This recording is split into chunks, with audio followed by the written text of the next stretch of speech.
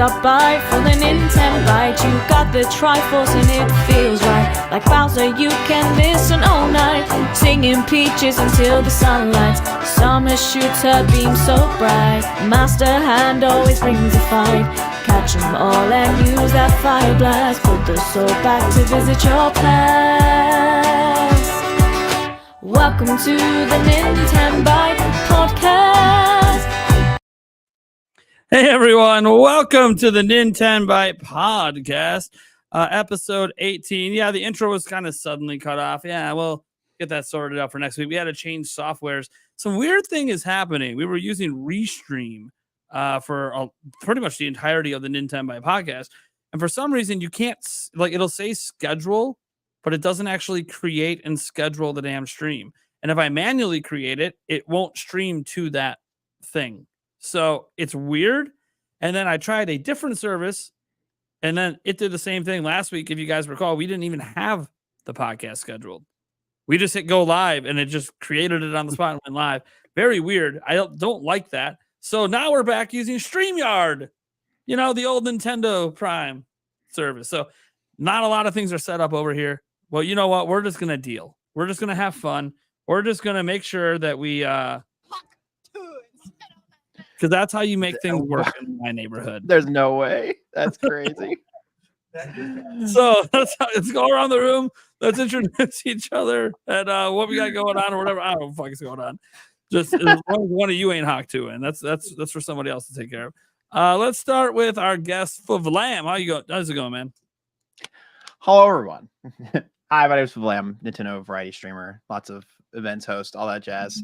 It's wonderful to be here as always. Love to talk about Nintendo games and Nintendo events, and of course, you know, all the JRPGs and farming sims we got in the last direct. It's great. Hey, they're eating like always. They're always fed. They're fed very well. They are fed very well. Let's go with Nick with no K. How's it going, man? Welcome back.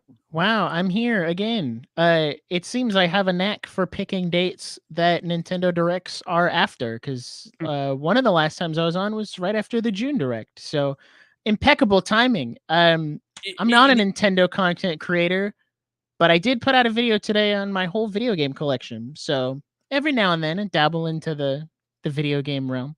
I also noticed your next scheduled to come on the 18th. That might be important. That could be an important date. Based on what keeps happening every time you're on, there might be something happening that week. Am I manifesting a Switch 2 reveal? Could be. Just right up here. So he just so you guys already know, he's coming back on the 18th of September. What's gonna happen? Every time he's on, events are happening. So, and it's always random. We didn't know ahead of time.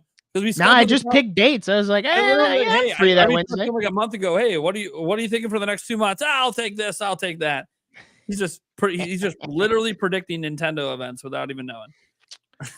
Real. My uncle works at Nintendo Energy. Yeah, exactly. All right, then we got Eric Moore over there. How you doing, man? I'm muted. Yeah, you are. What the hell? You were called the Silent King. I am the Silent King. And my brain is not functioning, so yeah. 13 and a half hour day yesterday and an unscheduled 11 and a half hour day today. So woo! Hey, damn. Paychecks, baby. Make that bank. bank. Oh yeah. No, that's gonna be OT. It's gonna be nice. Get the bank. Yeah. All right, we got Thunder Stash Gaming up in here. What's up, everybody? A lot of exciting topics today, so strap in. It's gonna be a fun show. Yeah, strap in. All right. We're going to get to our topic roulette here. And Eric, why don't you go first? So you have the pick of every possible topic. Please don't take the one topic I know you know nothing about. What? Because I didn't watch the direct? Because you haven't watched it. You've been working. Hell, have I had time? You've been working. Well, combine all the TikTok memes together. It might have been enough time to watch it. I mean, maybe it's possible. I mean, I did have a 3-hour drive. I guess I could have watched it while I was driving. Or listened. Yeah. God. I guess I can do what games excite us the rest of the year on Switch, because all right, self-explanatory. Hey, yeah, there you go. It is self-explanatory. You don't gotta say much for that. No, one. I don't. That's good. All right. I guess I'll go next because I got to take 2 topics until. Oh, wait, guys. Yeah. I might be finding a new permanent 4th member of the team. And then if Andres comes back, we'll just have permanent 5 people. That's fine. But I'm still holding auditions behind the scenes. We'll see if we figure the right person for it. That being said, I'll go next so I don't have to do back-to-back topics. I'll go. Oh, I feel like we should probably do this one before the other. So I'll go with the Nintendo Direct Partner Showcase and Indie World topic because obviously that's like the big thing that happened this week. That's factual news. So we'll go over that. Thunderstash, what do you want? I'll go ahead and take the dealer's choice. I feel like you came up with the dealer's choice a long time ago. And I'm just going to keep leaving it in. You love that dealer's choice. Yeah, and I always think of something I saw earlier. You had a dealer's choice. Said, okay, I got an idea. So make it easy. I love this. You know what I love about the dealer's choice? I never know what the topic is. So hopefully it's not something I got to start Googling like crazy in order to talk about. Nah, this one isn't. I think we can all talk on this topic pretty well. All right. Well, that leaves me with the final topic. The headliner is Switch 2's reveal imminent. No. I feel like we keep talking about it, but we actually have some reasons to actually talk about it this more time. reasons? More reasons. Yeah. But we will get into it later. For those who don't know, Favlam is vehemently opposed. But we will get into it later. Of me. You're opposed to me. All right, let's go ahead and get to our We're gonna first. fight about Tears of the Kingdom, actually. That's fine. Can happen. I might play devil's advocate tonight. We'll see. Eric, what's our first topic? Let's see here. What games excite us the rest of the year on Switch? All right. Who wants to go first? Me. All right, I'm the Favlam. Mario Party guy. I love Mario Party. I'm actually so excited for Mario Party Jamboree. One, because it gives me like literally months of content. It's so easy. 2, Mario Party. How can you not love Mario Party, dude? Come on. I don't know. It's just, it looks like I was worried because it's Super Mario Party Jamboree and Super Mario Party was like painfully mid. It wasn't bad. It wasn't like a 9 or a 10, but it was definitely not like GameCube era. It was in the right direction, but not quite where we wanted it to be. So Jamboree looks pretty solid. It doesn't look like, at least from what I can see, I think I was on the podcast actually when we reviewed that part of the direct. It doesn't look like there's those like dice mechanics. There isn't like the weird maps. It looks pretty good. And then the gimmicks that are there seem to be optional and they're not mandatory. And the maps that are adding, I don't know, it just looks good. It makes me hopeful and I'm excited. And there's a demo coming up this weekend, so we're gonna find out even more. That's true. I saw Nintendo Fangirl, is there how their name is pronounced? Yeah, I saw they were doing a demo in person and I was so incredibly jealous. Yeah, previews drop next week for that and Echoes of Wisdom. Yeah, I'm very excited I'm also excited for Echoes of Wisdom, but I don't want to take 2, so that's all right. Are we limited to 1? Hey, you can pick more than 1 if you want. Okay. I mean, I got a ton. Say which games. I got it. Okay. So first, Epic Mickey. Very excited about Epic Mickey. I have not played the demo. I've downloaded it. I literally downloaded it when I got home from work today. So I'll probably play it this weekend. So very excited because I loved the Epic Mickey game that was on the 3DS, which has nothing. It is a 2D side scroller. It has no bearings on the one that was on Wii, but I love Epic Mickey, so I was very excited for that. Also, Echoes of Wisdom. I'm a big Zelda fan. Finally get playable Zelda. Gonna be great. Gonna be epic. Much like Epic Mickey. Outside of that, I'm excited for Mario Party. I may not pick it up day 1. Or I might. I don't know. My Discord friends might talk me into getting it day 1. We'll see. But I am definitely going to get it at some point. And then, of course, my most anticipated game of the year right now, Mario and Luigi Brothership. Oh, my goodness. I never thought I'd be more excited for a Mario game than a Zelda game. But I'm like, I never thought we were going to get another Mario and Luigi game. I didn't think it was going to happen. So when they announced it, I was like, oh my goodness, new Mario and Luigi game. And then it's coming in November. I was like, okay, Nintendo, you got my wallet. You got it under control. I see you. So those are mine. I'm probably not going to, with the exception of Mario and Luigi, I'm probably not going to buy any of them day one because I told myself I need to finish Persona 3 before I buy any more because I've had Persona 3 since February and I still haven't finished it yet. So I'm going to focus on finishing that and then I will buy these other games on Switch.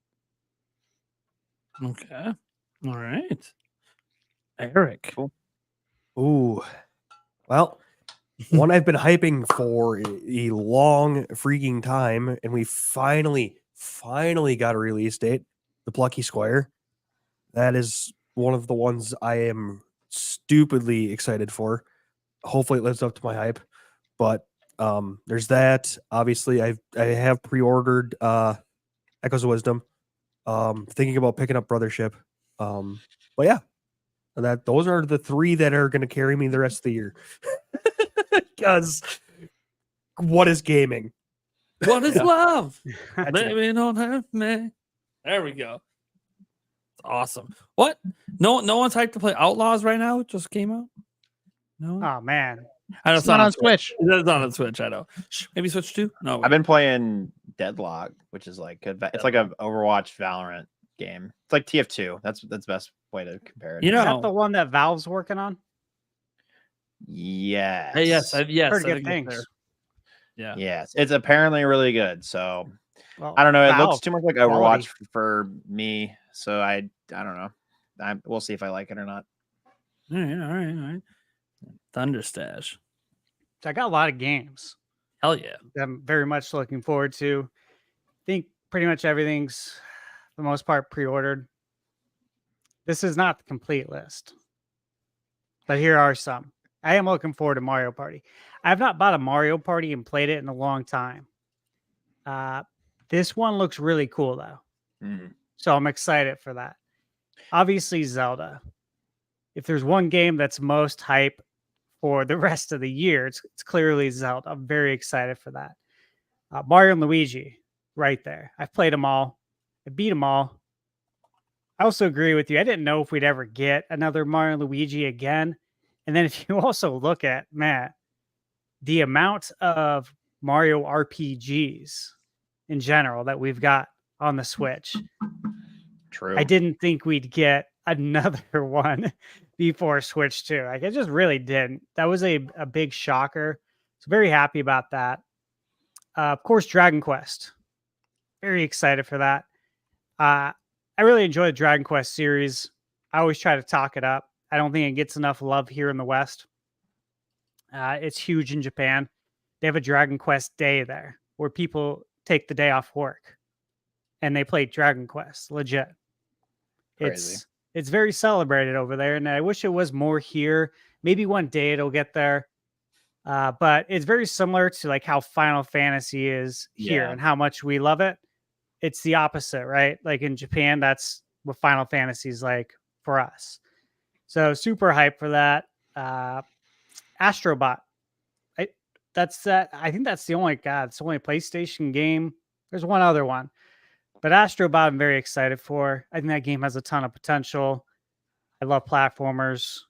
It looks great. It's coming out soon. It's coming out in like 10 days or something. The Rugrats game. Mhm. That game looks cool. I pre-ordered that. I actually hit them up today to see if I get a review code for it. So hopefully I can. Iron Meat. Have you guys heard of Iron Meat? Mhm. It's supposed to be like Contra. Yep. Huh. And You told me did about it. just That's get why I a heard review about it. code. Yeah, I Nice. just got a review code yesterday, so I'm gonna play that probably over the weekend. Ease Nordics. You guys play the Ease games? Also known as Y''S. I've heard of it, but I've never played. No, Excellent I haven't. RPGs. Excellent. Got to look into it. Castlevania, the Dominus collection. So That looks awesome. That did look really cool. yeah, I bought it yesterday, and it's so funny because literally, I got to tell you guys this. Texting my lady, I'm telling her, I was like, hey, I'm editing my reviews right now. So over the weekend, I played 6 Castlevania games, Oh wow. all of the linear Castlevanias. So 1, 2, 3, Super Castlevania 4, Castlevania Bloodlines, and Castlevania Rondo of Blood. And I beat them all. I recorded all of it, obviously, and I wrote reviews for it. And I'm working on the reviews. And as I'm working on them, I'm watching Nintendo Prime's live stream for the Direct, and I see Castlevania, the DS games. I'm like, holy shit, you got to be kidding me. Because, we haven't got a DS collection of any sorts on modern consoles. So this is really cool. It opens the door, obviously, to hopefully future DS games coming to modern day consoles. So super hyped about that. But at the same time, I'm editing my Castlevania reviews. I get that news, and then I get a text from UPS saying my Castlevania pre-order is out for delivery. That I pre-ordered from Limited Run Games for probably a year ago. I just thought it was hilarious. So it all happened at the same time as I'm texting about the game. So 4 Castlevania things. I always look at that stuff and think that's kind of weird. So anyways, super hyped about that because I really want to play that Haunted Castle Revisited. So real hyped about that. Pizza Tower, that was in the Direct. I need to pick that up. That's a good one. I noticed a lot of people. So I watched a lot of different YouTube reactions from Nintendo YouTubers. None that we've had on the show, but a lot of them didn't know what Pizza Tower was. And, it's a huge game. It's a very, very popular game on PC. So I was surprised that nobody knew really what it was. But a lot of us have been hoping that it would come to consoles. I didn't know it wasn't on console. I thought it already was on Switch because it seems like the perfect Switch game. Exactly. Like it looks like a Wario. What was that Wario game back in the day where Wario Land? Wario Land. That's it. Yeah. Land. Yeah. World's the 3D one. It looks like Totally. Wario Land, and it has that 90s cartoon. It just looks beautiful. I need to grab it. I'm trying to grab it right now. I Actually, agree with you. And to me, I always thought Pizza Tower was like easy money on the Switch. So yeah, happy about that. Visions of Mana. In fact, that should be in the mail, hopefully today. I had that pre-ordered on PS5. Plucky Squire, no doubt. And it's free for me on PlayStation Plus. NBA 2K, I'm excited about that. The other one I'm really excited about, and somebody just posted their initial thoughts on it on YouTube today, and that's Metaphor ReFantazio. Ooh. Dude. I watched the initial impressions from some people, and they could there's so many positive things. There was nothing negative. They were just basically in shock by how good this game is. And so that's really encouraging because it's by the makers of Persona, some of the people that were behind the original Persona game. So I'm very excited for that. I think that has potential to really surprise a lot of people. And then last but not least, I don't know if this is going to come out this year, but they haven't said it's not. Okay. And it's hardware. And I'm talking about the Analog 64. The 4K Nintendo 64. If that comes out this year, like a mini? No. Yeah. Have you heard the Analog NT? Or the Analog Super NT, or the Analog Pocket, the handheld. Oh, yes. Okay, I do know. So yes, I have the NT, I have the Super NT, and I have the Analog Pocket. I have a few of them. Okay. I love this company. They make some really, really high quality hardware. And I don't know if you guys have tried to play Nintendo 64 on a modern day TV. It's very rough. difficult. Your options are limited. If you want to use a converter box, like a RCA to HDMI, you're going to be introduced to a ton of input lag. It's going to look like crap. It's going to look like someone smeared Vaseline on your TV. It's not a good look. And I don't know if I see Nintendo doing a Nintendo 64 mini as much as I would love it and I'd be camping out for it. I just don't know if that's going to happen. If it does, I'll be there regardless of this. But this is the best option. Like I have my N64 RGB mod, and it's an improvement for sure. And I have a RetroTink 5X that I hook it up through. And so I'm trying to get the best signal possible and the best picture. And it's still tough. So the idea of being able to play this in 4K is huge, huge. So again, they haven't said anything. They haven't said otherwise. All we know is 2024.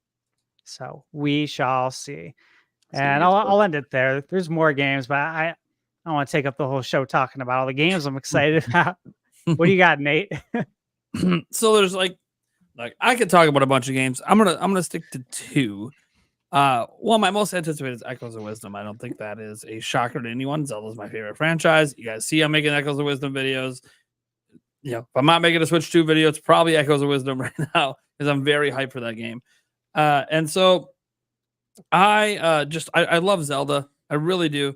There was a comment today on my video like, calm down, man. It's not that exciting. Like, oh, it's exciting for me. You don't even know. Mhm. You don't even know. That little bit of footage where the music alone got the hairs on my body like standing up. And because it's like a mix of like Skyward Sword stuff in there and another game. So it was really cool. I am so excited for this game. The more and more I see of it, the more it's feeling like a Tears of the Kingdom to me. Like in terms of my level of excitement. And I understand if that's not the way other people feel, but I love top-down Zelda. It is not something that I ever disliked just because I enjoyed, the 3D ones a bit more. And this one you play as Zelda. And this one has the freedom of the last few games, sort of, or the last two games anyways. And on top of that, like, you can do anything. Like the Echoes have like these endless possibilities. It's such a unique, really cool idea. I'm just so excited to play this game. The more they show it, and it looks like they like pretty much took the World of Link to the Past and slapped Breath of the Wild around it. And I'm like, dude, that's pretty badass. What the fuck? I'm seeing like worlds from Breath of the Wild now and top down. This is sick. So, dude, Rivers auras and Seas auras in the same game. In the same game. You know how long I've been waiting for that? That's pretty cool. And they meet. Like that's cool. Like musical things with it too. Like, oh man. I'm so excited. So, yeah, man, dude, Echoes of Wisdom. It has a shot to be a GOTY level game for me. I don't know if it will be, but it's going to be in contention. And the other one no one's talked about. And look, the reviews dropped today. Famicom Detective Club. Smiley Man. Emio, baby. I saw that. Emio. It's doing good. It is higher rated than Star Wars Outlaws, a AAA game. Oh, higher rated than Concord. Yeah. Which, do we even talk about that? That flopped pretty bad. I guarantee it won't flop as bad as Concord. The game that every single review agrees, even there's no negative reviews. There's just, some, sevens out there. The thing when I look at like the worst, because I like to get a good flavor. You read the 10s, because yes, believe it or not, it got some. Yeah. Got some 10s today. I did not see that coming. You read the 10s, maximum hype. But that's like, all right. So why are some people like this? Oh, everyone thinks the story's amazing. Everyone says when they got to the end of the game, they sat there in a room alone by themselves for 30 minutes and just had to think. And every review says that. But the ones that are a little negative are like, oh, we don't really like this old school style of gameplay. We wish fuck that. I played the Famicom games. I know what the gameplay is like. I'm good with that. That part doesn't bother me. So if you're telling me the story is so damn good, then when you get to the end, you have to just stop for 30 minutes and just think about what just happened. Like that to me is exactly why I want to play the game. It's a story game. It's a story. That's what the game's about. Like we always talk about how Nintendo does not have story-driven games. This game is nothing but story. That's all it is. Without the story, it's not. It's a visual novel style game. That's what the Famicom Detective Club games are. And this one's a murder mystery. And actually, it's a serial killer mystery, more not just a murder mystery. So that makes it even more fascinating. Plus, documentaries I like to watch on serial killers sometimes. Wish they didn't exist, but I'm fascinated by the thought processes that go on, like to get you to do that kind of thing. I don't understand how you can, but it does fascinate me to see how messed up people can be. Sucks. It shouldn't really be entertaining, but it is. I just wonder about stuff. My lady's addicted to them. Yeah. She's always watching when I walk in. It's evil, and I wish it didn't exist, but it does exist. So I guess I'm fascinated. So like this game, it just got me hook, line, and sinker, man. I did the demo. It has 3 chapters. Now, like I see some people say, well, I tried the demo. I wanted like it just got bored. You have to get past chapter 1. Chapter 1's a setup. It's very boring because it's just the setup. You have to get into the meat of it, and that begins in chapter 2.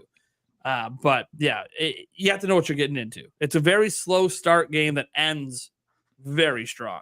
So I'm pretty excited for that one. Picking that one up, not tomorrow at launch. I'm on a game buying freeze at the moment, but I'll be picking it up sometime next month. I got to pick up Link's Awakenings. I got to beat that on stream. Then I'll probably play this game, and then I'll play Echoes of Wisdom right after. So it's going to be awesome. I got a jam-packed September of gaming coming up. So, and as for, and then the rest of the year, look, I'm getting Jamboree. Yeah, Flam already went off on that, so I'll leave that out there. I'm excited for that one. I'll probably have that day one. We'll probably do a live stream for it, guys. Yeah. Heck, maybe I'll even set up a live stream where I do it with Flam sometime. He's the Twitch god. I would say hop in. I mean, I'm definitely doing a 20-person Mario Party. And I could literally just stream that on my end and have fun and bullshit with people. That'd be fun. Yeah, just pull up. You inspired me to get Mario Party. I want you to know that. The last time you were on and you talked about it, I'm like, you know what? I'm gonna give it another try. If you want to give it a try, like one of the newer ones that's not Jamboree, Superstars is really good. I did hear that. Superstars is really good. I mean, Superstars is literally just the old games mashed up and remade into a new game. So it's meant for, like, if you like old Mario Party, you will love Superstars, especially like the N64 ones. Yeah, we played a ton of Mario Party on the 64. I had a friend that then you'll love Superstars. Used to get so mad he'd take the 64 controller and throw it against the wall, and he'd break it all the time. Yeah, for real. Right. Also, all the N64 Mario Parties are on NSO. So there's actually Switch is actually a pretty awesome console for a Mario Party fan, because you have 1 through 3 on NSO. You have Superstars. I mean, yeah, Super's mid, but it's still kind of fun. It can have its moments.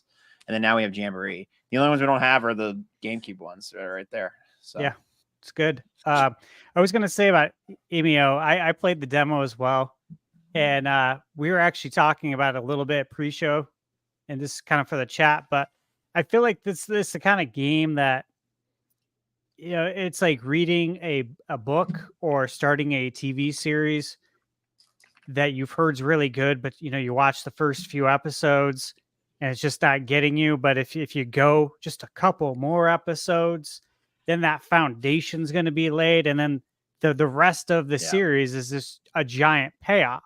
You know what I'm saying? It's like Lord of the Rings. The first Lord of the Rings is so slow, the Fellowship, but if you stick with it, the payoff is massive, right? And so I think it's kind of like that. And my copy, I just checked my Best Buy app. It's arriving tomorrow.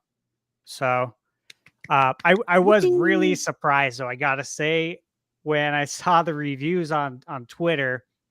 I think Stealth on Twitter made a post, and I saw 3 perfect 10 out of 10s. I was like, what?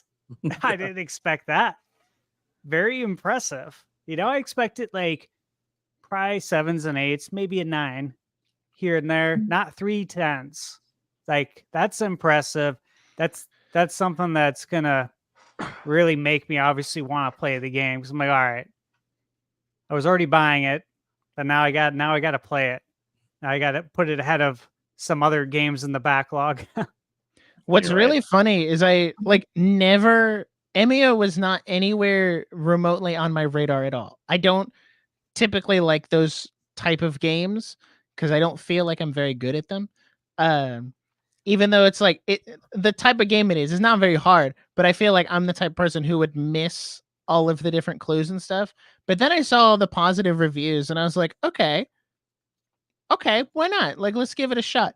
And then they put out the demo and I was like, okay, that actually really helps, because now I essentially have risk-free, just try it. And if I don't like the demo, I don't buy the game. But if I like the demo, I can say, okay, I'll like the rest of the game and I'll give it a shot. So it's also been really nice to hear people talk about it, because especially someone like Nate, who's really excited about it, that hype is very infectious.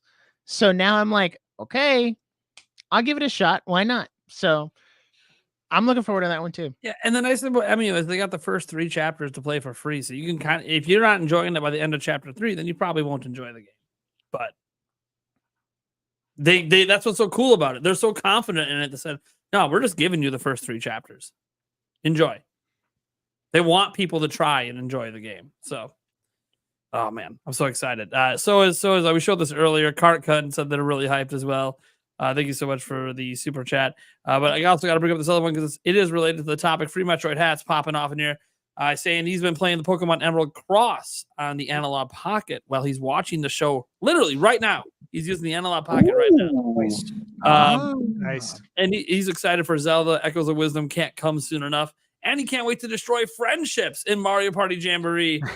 Yeah, man. You know, I'm a little worried in Mario Party Jamboree. If I start domination against my fan base, I might stop getting super chats. I might hurt some feelings around here. And it's just, let's just see what happens. Well, people need to just learn to lose better. Yeah, don't be such a sore loser. Just because I'm a cocky winner, don't be a sore loser.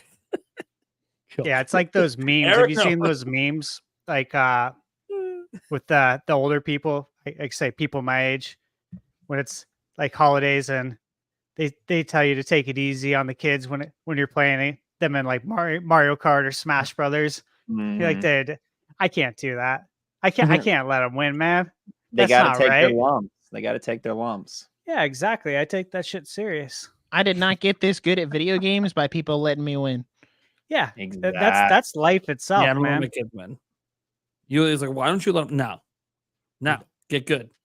Yeah, but they're gonna cry. When they do get moved. My kids 8, 11, and 13. We're not talking about me trashing on a 2-year-old here. We're talking about kids that need to get good. It builds character. It does. The funny 100%. thing is, the same thing happens. So, like, my parents have a swimming pool, and I play horse all the time with my kids there, and I'm a pretty good shooter. I hadn't lost horse in like 10 years. And so I've been wrecking my kids every summer, all summer for like 4 straight summers. Finally, one day, I hurt my shoulder, and so I couldn't shoot very well.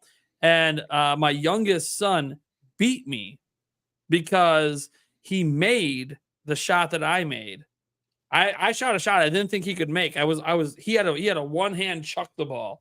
I made it, and I thought, oh, that's game. I win. He's crying. This is so unfair. You're injured. It's still gonna win. And then he just whips the ball, goes in, and I'm like, yo. I literally, I stood there shocked for a second, and then I just ran up to him and celebrated like the guy just won the Super Bowl. I wanted my son to feel so good in that moment that he finally beat his dad. I'm like, see, you earned this. Like, this wasn't like I went up and just handed it to you. You made a shot that is out of your range. That is awesome. So Hell yeah. that was great. And he's 8. So like, yeah. And the other kid saw it and said, see, I can be beaten and I'm not a sore loser. I'm going to celebrate. That's awesome, man. I'm proud of you. Later on, I'm like, all right, I got to practice. I'm not gonna let that happen again. It's deep down in my mind, I ain't losing to an 8-year-old again. All right, that's not happening unless. Anyway, he turns 9, by the way, on Friday. So yeah, I won't lose to an 8-year-old again. It'll be a 9-year-old. And he doesn't even know. He's getting a basketball hoop for his birthday, so he's gonna have a whole much time to practice. Oh, nice. But see, what he doesn't realize is don't tell him. Don't tell him. He's in that. No one in the chat knows him. But I'm like, he's in school. I'm just going to be out there. He doesn't realize Dad's going to be working out on that hoop. I want to be out there practicing. So, I mean, I'm in chat. I know him. No one tell him. You're going to go to his school tomorrow and be like, oh, I'm here to drop off cold lunch for Nate Jance's son, Oliver. Yeah. Okay, Oliver can come to the office. You're getting the basketball. Right. Anyways. All right. Let's go ahead and get into our next topic. This one is like the big thing that happened this week, right? Like, I know a lot of people talking Switch 2. That's later. But this one is actually news. This is stuff that happened. Nintendo did a massive presentation. I have it all ready to go here. We'll just hit play because it's really long. They had the Nintendo Direct Partner Showcase and Indie World back to back for the first time in Nintendo history. They went Indie World, then they went Nintendo Direct. They've never done this before with showcases where they put them together. By the way, this stuff was all rumored to be happening. Even the partner showcase, the Brazil guy who said we were having multiple presentations this month, he said after the June Direct that we were having a partner showcase later this year, or that he heard rumors about it from his sources. Sure as shit, here it is. He also said there would be an Indie World in August. Sure as shit, we got both at the same time in August. In the month he said we'd have multiple presentations. Also, we had the Nintendo Direct Museum stuff last month as well. So what's interesting, obviously, is first time they've ever done it. So one, how do we feel about the show? Like, you know, we can grade it or see how we feel, because there's a lot of mixed opinions. I see a lot of basically people thought it was all right, it was the best thing ever, or it's an F. So there's that. We'll go over that. And then the games we're most excited that were shown in here. So let's start just with how we feel about the show in general. Maybe give it a letter grade for the people.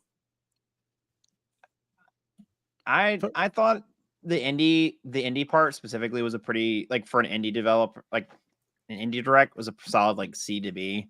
I thought the partner showcase was pretty not great. I don't know. I mean, how many things in the partner showcase were even new? You know what I mean? I don't know. Like, it felt like a lot of stuff we already knew about, and then the few things that were new. And maybe that's just me. Maybe because I'm not the JRPG guy. Like, that's fine. I get that. If you're a JRPG person, again, like I said, you're probably eating. But I think the indie portion was a lot stronger. There were things that piqued my interest more, like the Balatro coming to Switch, which is a fantastic game, by the way, if you guys haven't tried it. It's very interesting, the collaborations they're doing with Among Us. It was such a stark Witcher, Dave the Diver, Among Us, and Vampires. I don't know, just a bunch of stuff I didn't think would come to that game. Whether for actual playing purposes or for comedic purposes, I thought that the game where you can date all of your furniture was really fucking funny. It was the chuckle I needed in that part of the direct. And then I'm trying to think of like what else stood out to me on the indie side. There was one more thing on the indie side that I was like, oh yeah, that's something I really want to actually dive into. We'll probably see it here as it starts to play. But on the partnership side, I don't know. Every time they always play games coming to Nintendo Switch and it's like a highlight reel, it's always like, it always comes off as, hey guys, here's games that we totally have. Remember, there's games coming. There's these other games that aren't first party here. You know, like, it doesn't feel like they have a lot in store for us, even though we know, Jamboree's coming, Mario, or oh my gosh, Zelda's coming, and Mario and Luigi. But anyways, I digress. I overall, I give it a solid C to D. If I had to grade each one individually, I would go B for the indie part and D to F for the partnership showcase. Ouch. I'm gonna be a lot harsher. Oh, because I personally grade directs on me personally. Like, Sure. Oh, am I gonna play a lot of the games? Like the June Direct, A+. Great. Borderline S tier. Like, yeah. So that was really good. This one, I think I set my own expectations a little too high, and that's on me. That's not on the direct, especially given the type that it is, and like the idea that we could be getting a Switch 2 reveal next month. So there's probably stuff there. But the indie world, I don't know. I gotta give both of them like D to F, because I was just so bored and uninterested for most of the indie world. Maybe it's because I was watching it at work and I was kind of like half tuned in, half tuned out. But none of the indie world stuff really stood out to me and was like, oh, I need to buy that. I need to play that. Like there was the furniture dating game where I was like, oh, that's interesting. Funny. Okay. Yeah. But I'm not like itching to play that. And then when you get to the partner showcase, there was nothing there until the very end when they announced Yakuza is coming to Switch, which is exciting. I'm excited about that because I've had a friend who's been trying to get me into Yakuza for a long time. And I kept telling him, I'm going to wait till it comes to Switch. Wait till it comes to Switch. So now it's on Switch. So I'll play it. And then I didn't even see it in the sizzle reel, but I think it's Trails of the something. It's getting remade. I don't even know the full title. It's another anime JRPG that looks really good. But I didn't even see it because it was in the sizzle reel. And So, and then I think back to like, I didn't like this partner showcase. And then I think back to the last partner showcase that had Epic Mickey. They announced Battlefront 1 and 2 were coming to Switch. Like there was a lot more in that got me personally excited. So they were fine. I know it's like you have to temper your expectations with an indie world and a partner showcase because it's not first party, and I like playing a lot of first party Nintendo games. So maybe that's on me for putting my expectations a little too high. Like I was hoping maybe we get just a little like a new Warriors game, just a little something like something that's first party adjacent. Yeah, we got nothing. So I don't know, not my favorite, and I'm sure people out there are like clamoring for coffee talk, but could argue we had something first party adjacent. Fitness Boxing 3. Oh, is it first party adjacent? They publish it in some territories, yeah. All right, man. Something. That's the December game. Yeah. Also, the game that while Nick was talking, it was the bug office RPG game that looked really cute. I thought that was a cool one. Yeah, I mean, I concur, Nick. I think I disagree with you on the indie part because maybe it's because I have a different subset niche of games, and I like the kind of like these kind of like art, like the little kind of pixely art style, whatnot. I also like Binding of Isaac. So there's another one coming up. I think it's called. Hang on, I have it right here. Literally about to pull the name of it up. Morsels. I like the vibe of that. I thought that was cool. That game looks sick. The game looked really cool. It looks like a spiritual successor to Binding of Isaac, like low key. And I thought that was cool. And I agreed though that I think it was just really weak on the partner side. I just didn't think of. I don't know. I was agreeing with you. I just nothing piqued my interest in that side of the direct. I was like, this is so boring. And we got another farming game. Here we go. Not to harping on that bit of the topic a lot, but yeah. All right. So we got two haters. Yeah. To understand. Sorry. How we feeling? Are you the redemption arc? Yeah, absolutely. Oh, here we go. So I was really pleased with the direct. I would say I'd give it a B. And you got to look at the big picture, of course, is that we are basically in September. So we're about 6 months away from the Switch being 8 years old on a chipset from 2015. Wow. Okay, so even older, of course. The fact that we're even here still floors me. We're going into Christmas 2024, and it's still the Nintendo Switch. So all of that still just is super impressive to me. But I made a post on Twitter as well, and I got a list of games that I'm legit hyped about that were shown at the show. Pizza Tower, mentioned it earlier. I have Balatro Physical Edition pre-ordered. Peglin. Heard great things about Peglin. Heard great things today about it. Heard good things about that one as well, yeah. Yeah. Morsels. You mentioned it. Nate, you mentioned it on the live stream too. Mm-hmm. When I was watching it on your live stream, I'm like, dude, this game looks awesome. And of course, it's Devolver Digital as well. They're always making the games I like. Sea of Stars. So I was part of the Kickstarter, the original Kickstarter for Sea of Stars. And obviously, I saw potential in this game when I first saw it, right? And what they wanted to create. And I played the game and I beat it and I absolutely loved it. It exceeded my expectations. And I knew DLC was coming because, well, they tell all the Kickstarter people, they send them out a Kickstarter newsletter. So I knew this was coming. It was just good to see it because this was the first time seeing it. And from what I've gathered, it's going to be pretty sizable DLC. So that's nice. Great that they showed the Plucky Squire. Again, I'm going to be playing it on PlayStation because it's free for me over there. But I do have a physical copy pre-ordered for the Switch.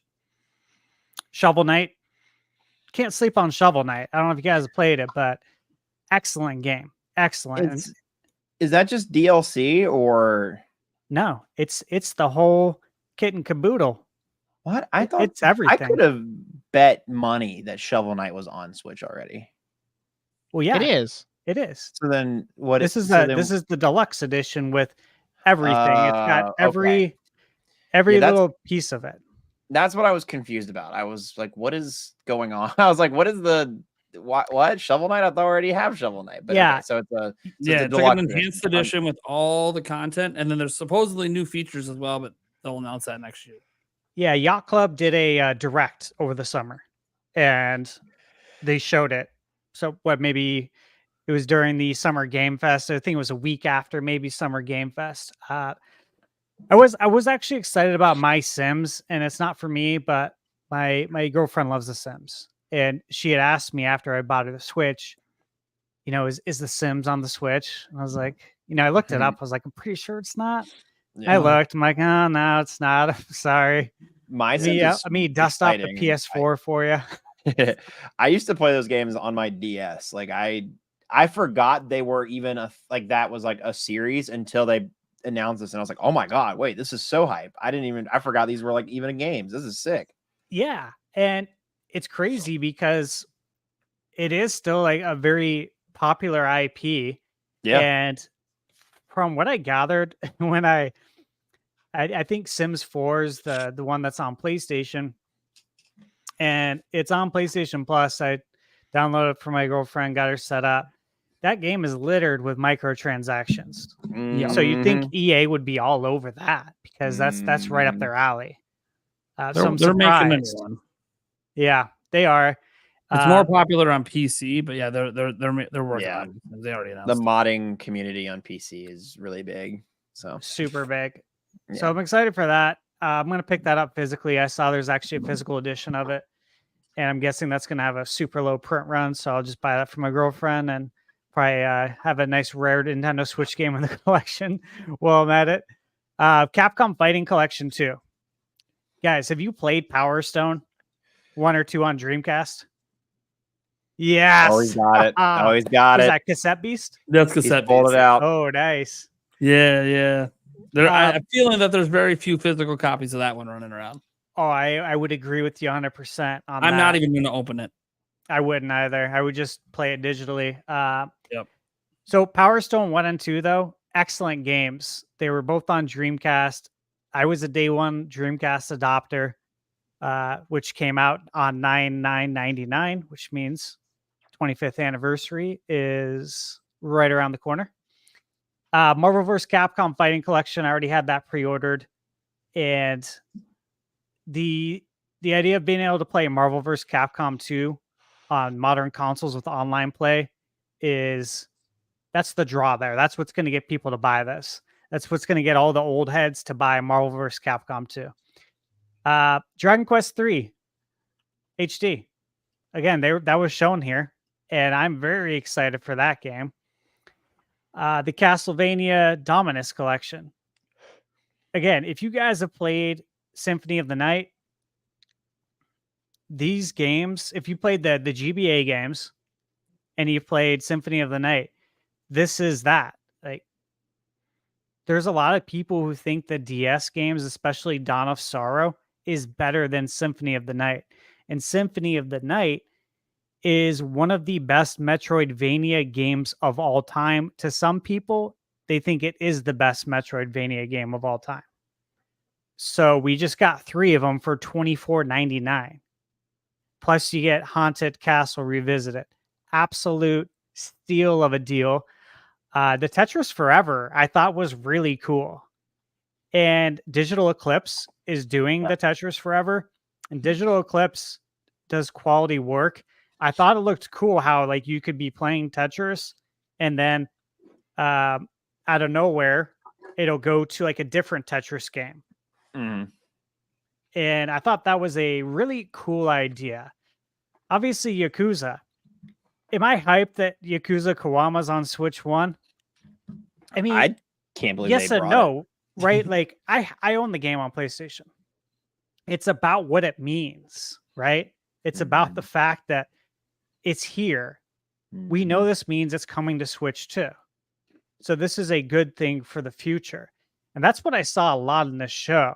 The Atelier series, guys, there's people who love those games. In fact, I own them physically. I haven't opened them, but I own them, and I'll probably keep them because they're going to be rare games. But the Atelier games are very popular on PlayStation as well. The Tales of Grace F looks great.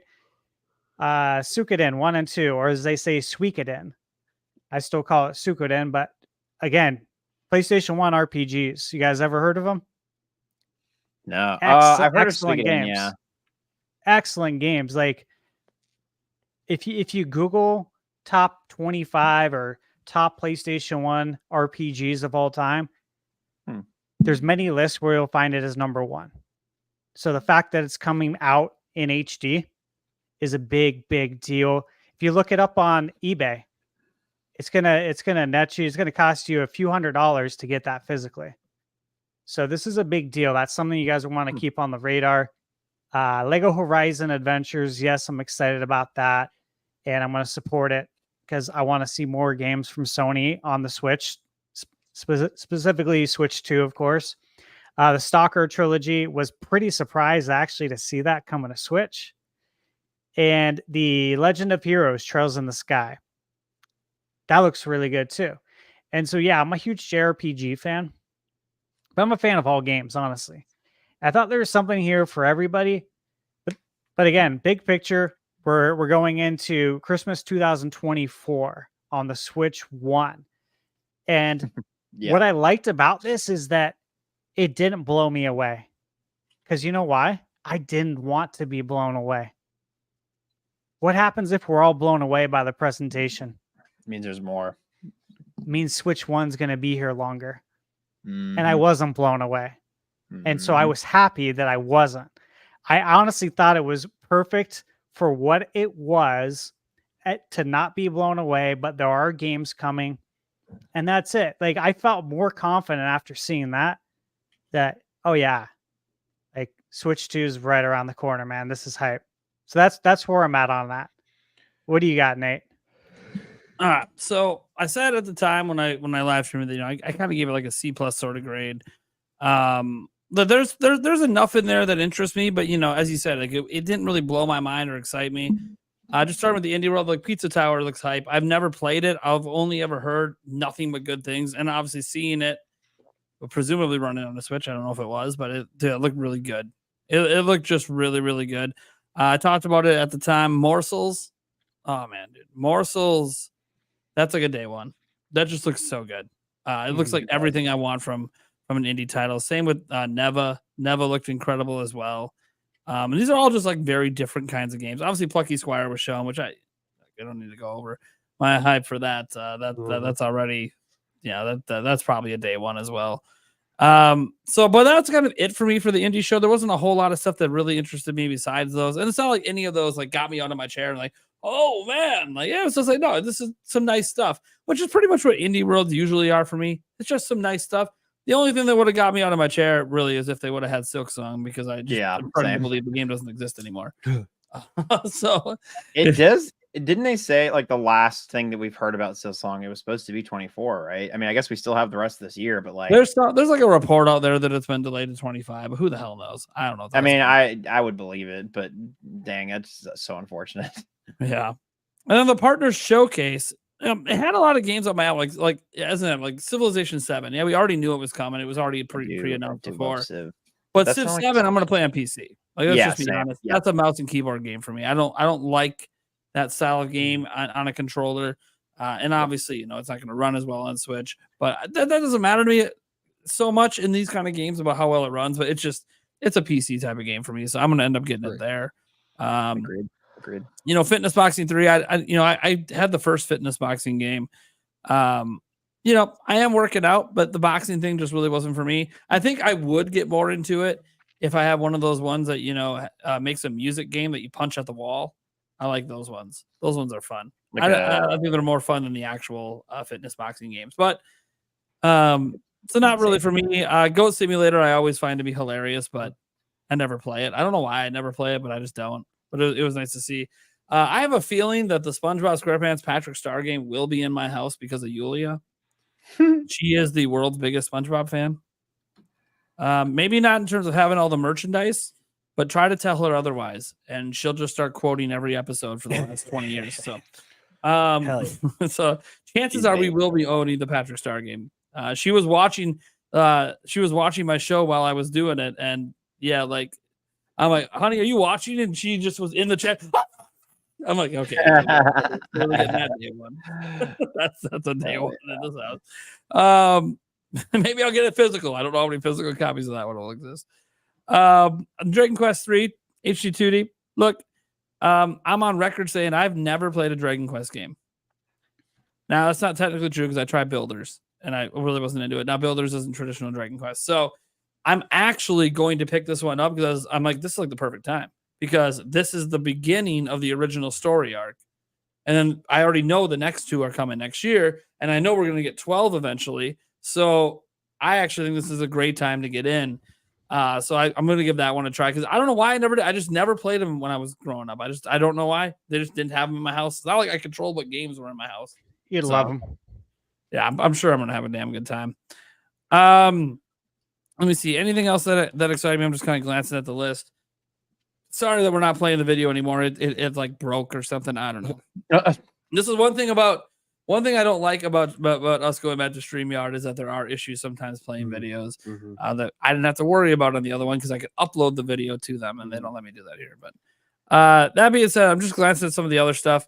Look, Lego Horizon Adventures has looked hype this whole time. It just has. If you like Horizon and you like Lego games, I mean, come on, it's an obvious get, and I'm still just shocked it's coming to Switch.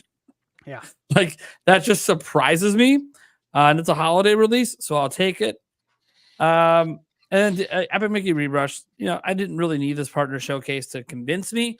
I'm glad the demo's out. I got to try it. I've heard very good things about the demo on every system but Switch. But the Switch one apparently looks good. It's just the frame rates are a little all over, which I guess I kind of expected. So I'm going to try it on Switch and see what's up. And then if I don't like how it runs, I'll just get it on another platform probably because I beat the original and I bought 2 and I didn't like 2, but I never actually spent money on 1 because I got a review copy. So it's so good. I want to spend money on it at least once. So I'll get Epic Mickey Rebrush on one of the systems. Hopefully Switch. Hopefully the demo convinces me it runs well enough. So I could deal with like frames hitting if it's like a 30 FPS game that sometimes hits 25. I can deal with that. But if it's going down to like 12, well, yeah, it's time for me to go to a different platform for that. But see, you might go, well, if you own other platforms, just get it there. I'm like, I know, but like I like to support the games coming to Switch, so we keep getting more games on Switch next time around. So if I can deal with it, it's the same reason I'm playing Hogwarts Legacy on Switch. I know it's better than on other platforms. I have options, but like I want more of this coming to Switch. So I'm playing through it, and it doesn't really feel suffering. Here's the cool thing: if you'd ever play it on another platform, you don't have to know what you're missing. Yep. When you don't know what you're missing, the game's suddenly a lot more enjoyable. That's true. Very true. Rocket League at 60 frames on Xbox and then jumping to like 120 frames on PC was an eye-opening experience, let me say the least. I'm gonna be so real. 120 FPS don't matter. I'm like, yeah, you just haven't experienced it. It's just buttery. I had a similar experience. I spent a year and a half playing Fortnite on Switch and thought that was like the pinnacle of Fortnite. And then I downloaded it on my Xbox. Oh my goodness. The difference between those two. Yeah. Man. I'm sure it's running like 25 frames on or 30. It's probably 30 frames, 60 frames. And then if you did it on PC, it'd probably be like 120, something crazy. Yeah. Yeah. So let's get to Eric. He's the only one here that technically did not watch the show, but I saw him doing a little research on what was in the show at least. Yeah, I was just looking at the list. Is there anything that excites you on the list? I'm not going to ask you to give a grade because I just you didn't really watch the show. So I mean, just some of the games that I'm looking through here, and I kind of looked at. Peglin looks pretty decent. I watched the trailer on that. I watched the Game Grumps play Pete Stellar, so that one it looked like a fun game. Balatro I've played. So that's cool to see them getting some extra the DLC for that extra things. Yeah. That is really cool. The Power Wash Simulator, the Shrek thing. I was watching a little bit of that. They're out of That's my funny. swamp. That's funny. As Oh hell. yeah, Um, I saw that. Interesting, it's one- paid, but I mean, I Yeah. guess it makes sense. Yeah. Well, it's licensed, so it's too Yeah. smart. Yeah. Yeah, it makes sense. One of the ones that I actually just kind of Googled and watched just because was Wobbly Life, and that actually looks pretty decent, surprisingly. So that one I might actually pick up. It looked pretty cool. Even though I have no clue what it's about because I couldn't listen to it with sound. So the video itself looked fun. Obviously the Plucky Squire, Shovel Knight's always a good thing. Civs, I agree with you on that one. Or Civilization, I agree with you on that one. It is more of a PC game, but it is cool that we're getting it. Yeah, I mean, we had Civ 6, so I mean, it's not Yep. surprising that we're getting 7. It's just kind of, Mhm. I don't know, like, and you can do touchscreen stuff with it, which does make it a little better. But I don't know, it feels. Dude, any of these like strategy style games just feel like PC to me. Just always have. Yeah. Just looking through here. The rest of the list. I mean, Lego games are always fun, so I might pick up Horizon Adventures just because I like Lego games. The Funko Fusion was in this. Oh god, Yes, it was. that Funko Fusion did it back, look, baby. did it look any better than the original? Dude, no. Well, at first it did, and then It as did for like the the first trailer- 10 seconds. Yeah, and then it showed some pretty rough. It looks like a really rough game. Yeah, I gotta wonder what that frame rate is. Yeah, I -2. it is not, I'm not hopeful. It's so yeah, bad. I'm not hopeful. It's They owe you frames. Yeah. And then obviously Five Nights at Freddy's looks. I mean, I'm shocked that's coming to Switch. Yeah. I won't So- lie. I mean, pleasantly shocked, but that's crazy that it's coming. yeah, no, that's kind of the games that just looking through the list is kind of the ones that kind of stand out to me a little bit. So, and sorry, I'm dealing with a little bit of a cold, so I'm trying to I can't really breathe through my nose. So It's okay. yeah, this is always fun. Would you like some cold medicine, sir? Oh, I'm good. I'll take Okay. some when I Can get we get home. can we get some hearts in chat for Eric? Yeah. Hearts in the chat. Yeah. So if Sorry. you see me kind of covering my mouth a little bit, it's because I'm trying to breathe and I don't want to Sucks. on camera. So Yeah. Oh my god, I'm dying. yeah, right. Pretty much that's what I feel like sometimes. Oof. Yeah, feel you. All right. I think we can get to our next topic. Thunderstaff. What the hell are we talking about, Mr. Dealer's Choice? Well, this is video game related, and when I say that, I don't mean Nintendo directly. Just video games as a whole. This news was kind of hitting the waves this week, and I'm sure it's about a place that we've all shopped at before. Oh yes, I know And that's exactly. GameStop. Oh Yeah. boy. GameStop is now in the retro video game business, and I'm sure that all of us and everyone in chat has shopped at GameStop. So this could potentially impact all of us in a different way. And there's just so much, I think, to really explore about GameStop. We could probably do a whole dang episode about it, but my question is, will you be buying any retro games from GameStop? Yes or no, and why? And do you currently shop at GameStop? If so, or if you do, yes, no, and why? Well, I'll go. I do shop at GameStop. Not often. It's not like I'm going there all the time. Usually console launches because it's just a really fun atmosphere for console launches. It just is. Or like really, really big games like Tears of the Kingdom and stuff. It's just a really fun atmosphere. And our local GameStops have thankfully always been very friendly and not as pushy as happens for like sure. when I go to the cities and stuff, like pushing stuff on you, like, you know, the That's nice to hear. yeah. So like they're actually, and again, that always comes down to your local management and whoever slightly above them, because like they decide how the stores are ran. Even though the corporate might want you to do a certain thing, it's kind of like, yeah, but if we're alienating our customers, we need just to keep our margins up. That's what really matters in the end. So both surprisingly, both GameStops near us are still rocking, still going. And I don't, that's the thing. Like, I understand everyone's negative experiences there. I understand some of the employees' negative experiences there, but like that's not the experience where I am. Now, I have experienced it myself going to other GameStops elsewhere, but never locally. So I believe in supporting obviously physical game stores still existing. I know that GameStop's like the last international national brand that's even has it. I know you have your local mom and pops, and I like to support them as well. We have one, I believe, in Eau Claire, maybe two. Gaming Generations. Yep. Yeah. So I like to support them as well, but they don't get the new stuff. So like when I want to get new stuff, they get like maybe like for console launches, they have nothing. And if there's a big game, they might have like a handful of copies because people go to them for retro stuff. They're not really looking at them to get the new stuff. And there's just something that feels nice about going to even a GameStop, as dirty as it might feel for some of you guys that have bad experiences. It still feels better to me than walking into a Best Buy or a Walmart or these mega corporation stores that are like reducing shelf space and making it so there's like nothing on the shelf but the last thing that released. It's like they just don't care. They don't care about games. You can understand GameStop probably doesn't care either. It's all about the money, but at least the store is dedicated to it. And the other stuff that's in the store, all the nerd stuff, it's often gaming adjacent anyways. So it all just kind of works for me. And again, a lot of this is tainted by the fact that I've had a very good local experience. I know the managers at both GameStops by name. They know who I am. It's just been a good experience for me. And if you expand this into the retro stuff, everyone keeps telling me that their retro games are cheaper than anywhere else. I don't know if that's true because I don't buy retro games a lot. And there's the thing. People are saying that right now. That's before the physical stores have launched. The prices might go up.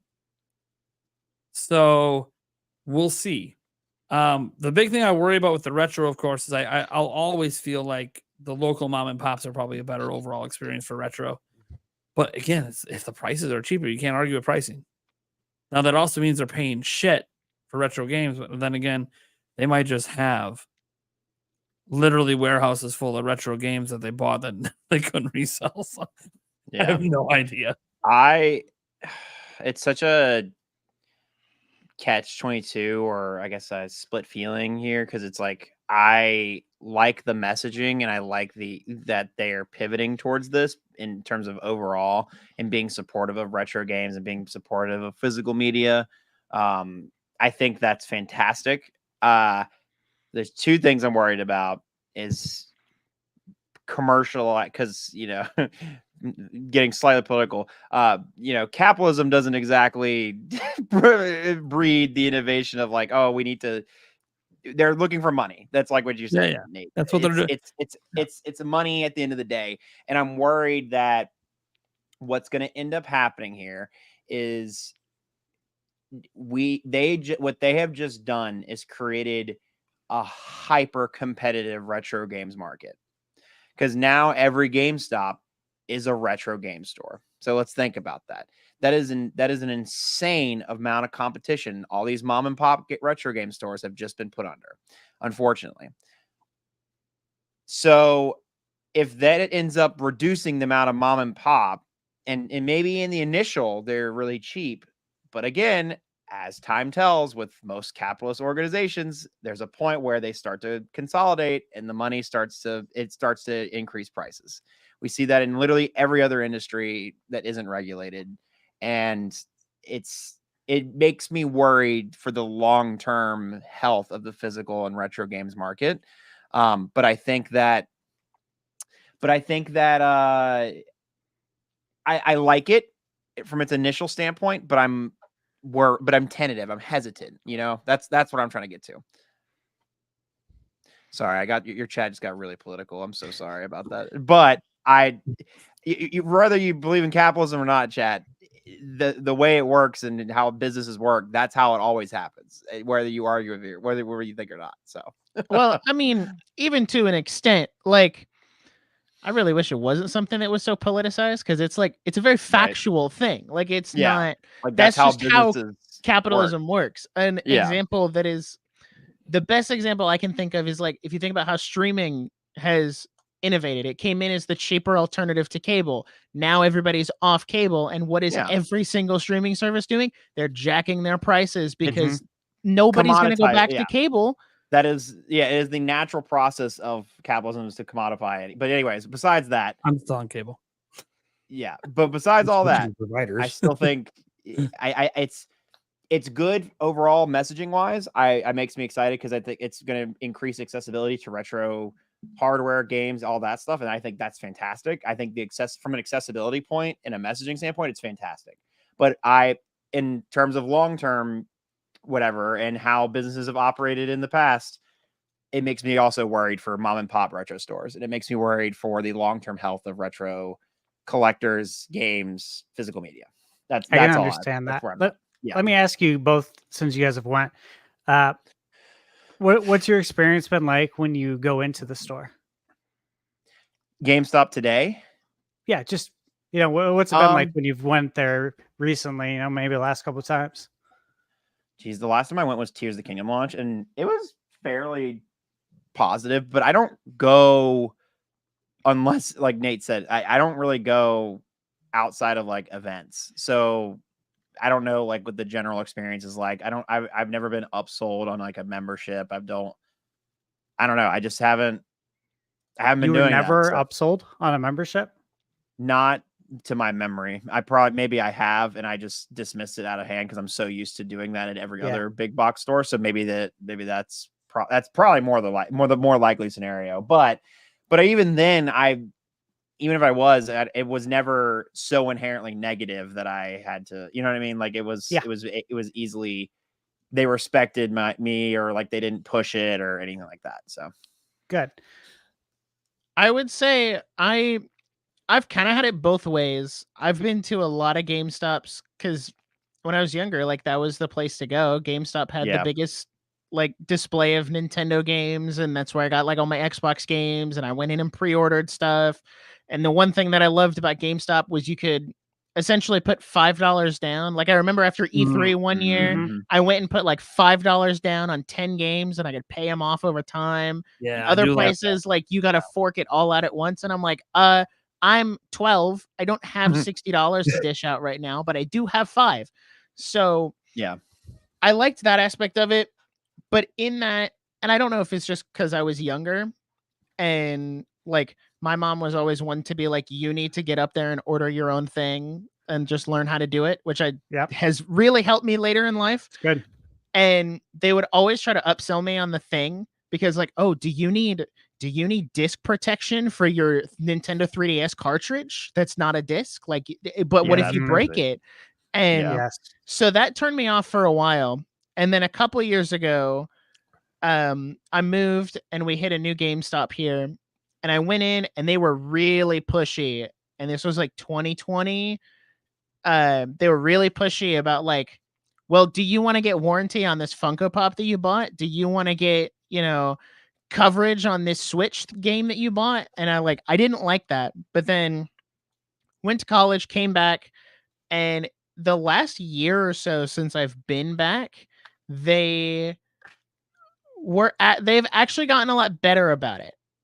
And because like every time I go in, they'll ask like, do you want to get like the coverage for this Switch game? And I'm like, nah, I take really good care of my cartridges. Like, I'm not worried about it. And they're like, okay, cool. And then they ring it up and call it a day. And I appreciate them dialing it back, because that was the one thing I didn't like, was how pushy they are about it. So now that it's not as bad, I think it's fine. But I haven't been in a GameStop, I don't think, since February to get Persona 3.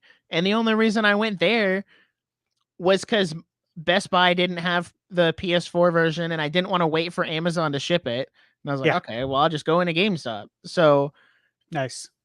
The last physical game I bought was literally Luigi's Mansion 2, and I bought it from the Nintendo store in New York. Like I was in the Nintendo store, so I didn't even get it from a GameStop. Nice. But I would say very past like elementary school Austin GameStop, very cool, very pog.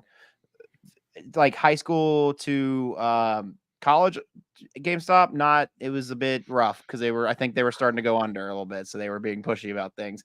And now that they seem to have a little bit more financial stability, it seems like that they can be a little bit more relaxed. And I don't know, the last 2 times I have been in it the past year, I I don't know. It was fine. It was nothing super negative. Just the same smelly, sweaty gamers and funk. Like someone in the chat said, Funko turned into Funko Pop land. But hey, Yeah. Oh my gosh, that Funko display in every GameStop is massive, and I hate Yeah. it. listen, I mean, it probably my- brings in big bucks for them, but I still hate it. And I actually did like in college, I had a GameStop membership because I could get a pack of cards through it, a pack of Pokemon cards every month. So I was like, okay, sure. It was like they gave you like $5 back towards your whatever. I Yeah, love but that because they used to let you turn it into a $5 eShop card when they had the eShop card. So I would go in and just get $5 in the eShop every month. And then they got rid of it. Or Nintendo got rid of the $5 card. And GameStop wouldn't, like I asked, like, can I get a GameStop gift card? No. Can I put it towards a pre-order in a game? No. Interesting. What can I use it for? You could get a $10 eShop card. I'm like, okay. Then I'm spending more money. That's irrelevant. I then have to spend $5. Yeah. So is the retro store, is that every GameStop store or is it select stores are doing it? Because when I saw I don't remember if I saw it on a Twitter post or I got an email about it. They were like, see if there's a location near you. And I did. And there's only 2. And they're all like 45 minutes away.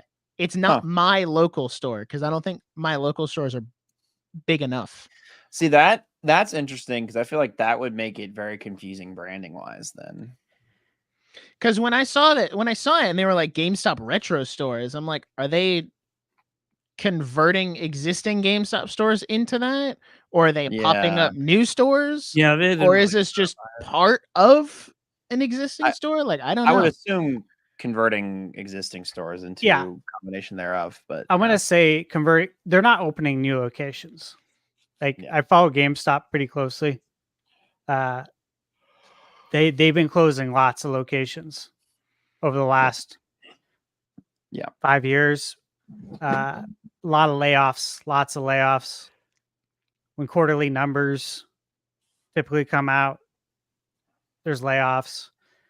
Just a lot of overall closures. And obviously, like we have to look at the direction the market's going in. Right. And we're the ones who dictate the market. 90% of physical sales or 90% of game sales are digital now, which is a massive number. The physical games are for 10% of the people. Now, Nintendo does sell, and it's Nintendo only, not Sony or Xbox. Nintendo does sell more physical than the other companies. Yeah, which is impressive compared to the other ones. But overall, as a whole, it's 90-10. So if you're a GameStop, how are you going to stay in business if they stop doing physical games? We already saw like the Xbox leak close to a year ago, how they are looking into going completely digital. And we already know that. Like it doesn't take a rocket scientist to know what they're doing, the direction they're going, and the cloud gaming. They have the smallest section at every store. Best Buy, Target, Walmart, wherever you go. Microsoft has a very small section compared to PlayStation and Nintendo. They're getting out of that. Okay. So there's one console manufacturer out the window. So if you're GameStop, you can't count on them. Now you're down to PlayStation and Nintendo. I think you can always count on Nintendo as far as physical because they know we love that. And we know we're getting it obviously for Switch 2. And say Switch 2 runs for 5, 6, 7 years, probably 5, 6 years, maybe. I don't know if it's going to run 7 or 8 like this. I really doubt it. But, you can count on that. GameStop can. But then I don't know about PlayStation. I don't know what they're going to do when it comes to PlayStation 6. I don't know. But we see the direction it's going in. So GameStop has to do something to become relevant, stay relevant. And retro's the name of the game, right? Yeah. I mean, just to add a little bit to it, I kept thinking for a while, like, why did because you can buy everything digitally on Nintendo. So why are the sales so different in terms of like not being 90-10 like it is on PlayStation? And I realized, and I think I saw this coming with PlayStation 4. It's game installs. It's what did it to PC. You have to install the game on your local hard drive. So what the fuck's the point of the disc anymore? You have to install the game.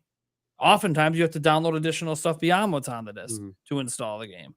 Nintendo's like the last platform holder where you just put the cartridge in and play. You don't have to install most of the time.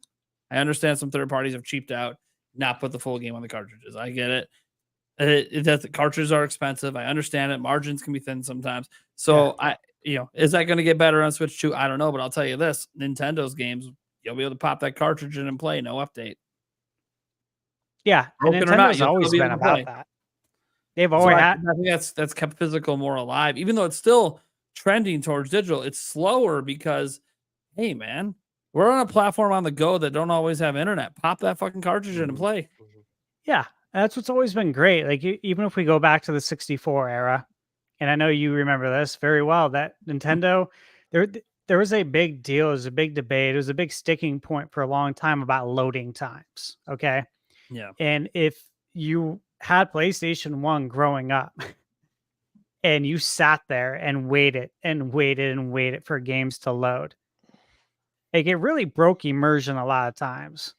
And meanwhile, you have N64 with 0 load times.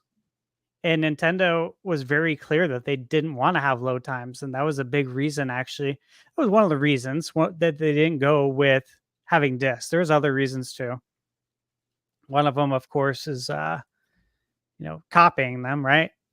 And PlayStation 1, they had a mod chip that came out for it pretty early on in the life cycle where people were burning PlayStation 1 games, in middle school and high school. So I get that as well.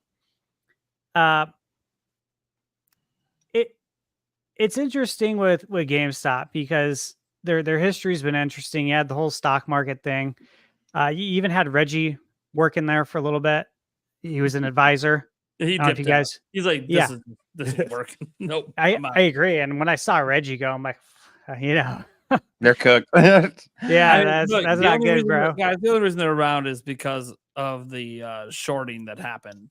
It is the reason they're around. That's literally it. They got out of all debt. They have no debt anymore because they were able to cash out big time with their stock. Having that increase in value. Like everyone talks about, hey, good for Roaring Kitty and all the people that made money, and sucks for the people that lost money. But and it was a very hilarious situation, and you guys should go watch the Netflix little documentary they did on it. It's really fascinating. But he also saved that Roaring Kitty guy. They literally should be writing him checks for life. He saved the whole company. Like on his own, he saved the whole damn company by saying, hey, and his reason the whole time, I just like GameStop. That's it. It was the worst stock investment to do. Damn it, I just like GameStop.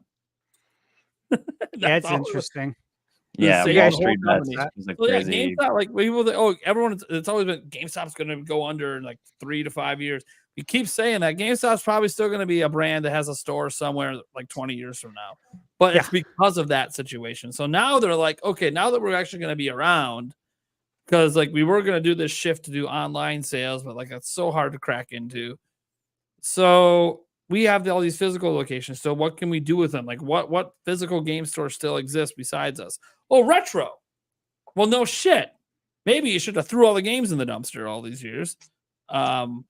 We'd have a nice buildup of inventory already. So now you got to try to buy retro games for pennies on the dollar to get any resale value out of it. Right, which is interesting because we all know that like retro games are they're expensive.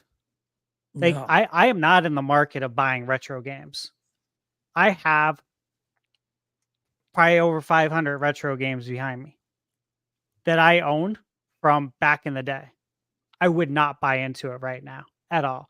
I haven't bought anything retro in probably, I don't know, what are we in 2024? 15, 20 years? Nothing. Yeah. The prices are ridiculous right now. Yeah, it's ridiculous because everyone's collecting, and now with GameStop going to retro, it's gonna actually get people wanting to collect even more, which is gonna drive the prices even higher. Yeah, because there's so much available. Totally gonna drive the prices, and You know, It like might be a great, if you're a seller, great markets ahead for you. it is. And I was going to say that to him, like, Flam, I get what you're saying as far as the mom and pop stores and how obviously now you have GameStop, right, as your competitor. That's Mhm. huge for them. It's like, oh man. But at the same time, it could drive hype for the rest of the market. And I That's think true. that's a good thing Yeah, as if well. they Yeah. survive the undercut phase, if Mhm. they survive that and get to the boom, well, Yeah. then they're going to be Well, making and bank. see, especially that's what I online. was saying is like I think I'm tentative long term. I'm hopeful, but I'm tentative. That's Yeah. with the long term. In the short term, I think it's going to be crazy, good ish. Yeah. eBay sellers too, because there's a Mhm. lot of retro eBay game stores. Here's, I guess, this is my thought on the retro scene and just kind of my GameStop experience. Look, I've been going to GameStop throughout the years, and I've been in many different locations from here in Arizona, and when I was out managing restaurant chain in California, I went to a bunch out there in San Diego and then Monterey Bay, and so I've been all over. I like the things that they've done over the years. I really respect that they were the place that did these midnight launches. I have fond memories of that, and if you guys have been to a midnight launch, nobody does it here in Arizona. Nobody. Really? I've went to Walmarts that I go there at 10 p.m. 10 p.m. Arizona time, where it's 1 a.m. in New York, which means you could have sold it to me an hour ago, right? And they don't know what the F I'm talking about. They have no clue. I get a manager over, I explain it to them. They don't know what I'm talking about. It's just a shit show trying to get a game when you're supposed to be able to get it. And so then I think about, oh, man, I miss the days. I miss the days when you could go to GameStop at a midnight launch and you can get in line and you just start bullshitting with people about video games like we're doing here right now. So fond memories there. I like that they did that. I actually wish they'd go back to doing that, because if you're still going to sell new games, maybe you should get back to the things that worked, right? My experience in the store, yeah, I obviously I've had the same sales pitches. I've had them ask me if I want to get a disc replacement plan on a cartridge. It's like, come on, guys. But the thing is that I've always said this too. It's not the employees. I hope everyone knows that in chat too. It's never the employees, man. Yep. It's the always the shit hierarchy. always rolls downhill. It Uh-huh. always has and it always will. It's corporate. What do It's you the ever district think of the managers. shareholders? Yeah, it's always that. And I had a friend work for GameStop, and yeah, it was always your numbers on getting memberships are not good. You need to work on that. And it's like, I can't force people to buy these things. this is true. Actually, the more you try to force people to do it, the less likely they are to do it. So it's like, just ask the question. If they say no, well, Yeah, I guess that you don't know. it's completely true. And from what I've watched videos as well on YouTube with someone who covers this stuff, but they schedule your hours based on your sales. So if you're not, you could give the best customer service in the world. Everyone that comes in there could love you. You could give the best game recommendations. You could be the most delightful, most positive person in the world. You could cover for other people's shifts when they call in all the time. You could be that great employee, right? But if you don't have the numbers, you don't get the hours. And I think that's shitty. And so there's a lot of things I don't like, but it comes from the top that I don't like and that I don't respect. But as far as the employees go, what can they can't do anything about it, man. So my disrespect never goes towards the employees. I will say that when I buy stuff online, if I buy something new, I expect a new game to arrive. And when a new game doesn't arrive and I receive a box that looks like someone beat the shit out of it first, that's like the plastic's torn on it and it's got a sticker on it and it's not sealed. I've literally got brand new games that I've bought. Brand new. I paid the brand new full price, and what is showing up? A used game with a used sticker with a price tag that says $29.99 when I paid $59. I'm like, what the? You know what? I go into the store, go in there to return it. Oh, what's wrong with it? Well, I bought a brand new game.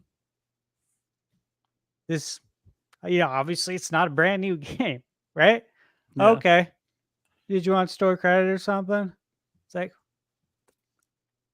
are you guys used to this? And then, of course, I get online. I start looking, doing some searching.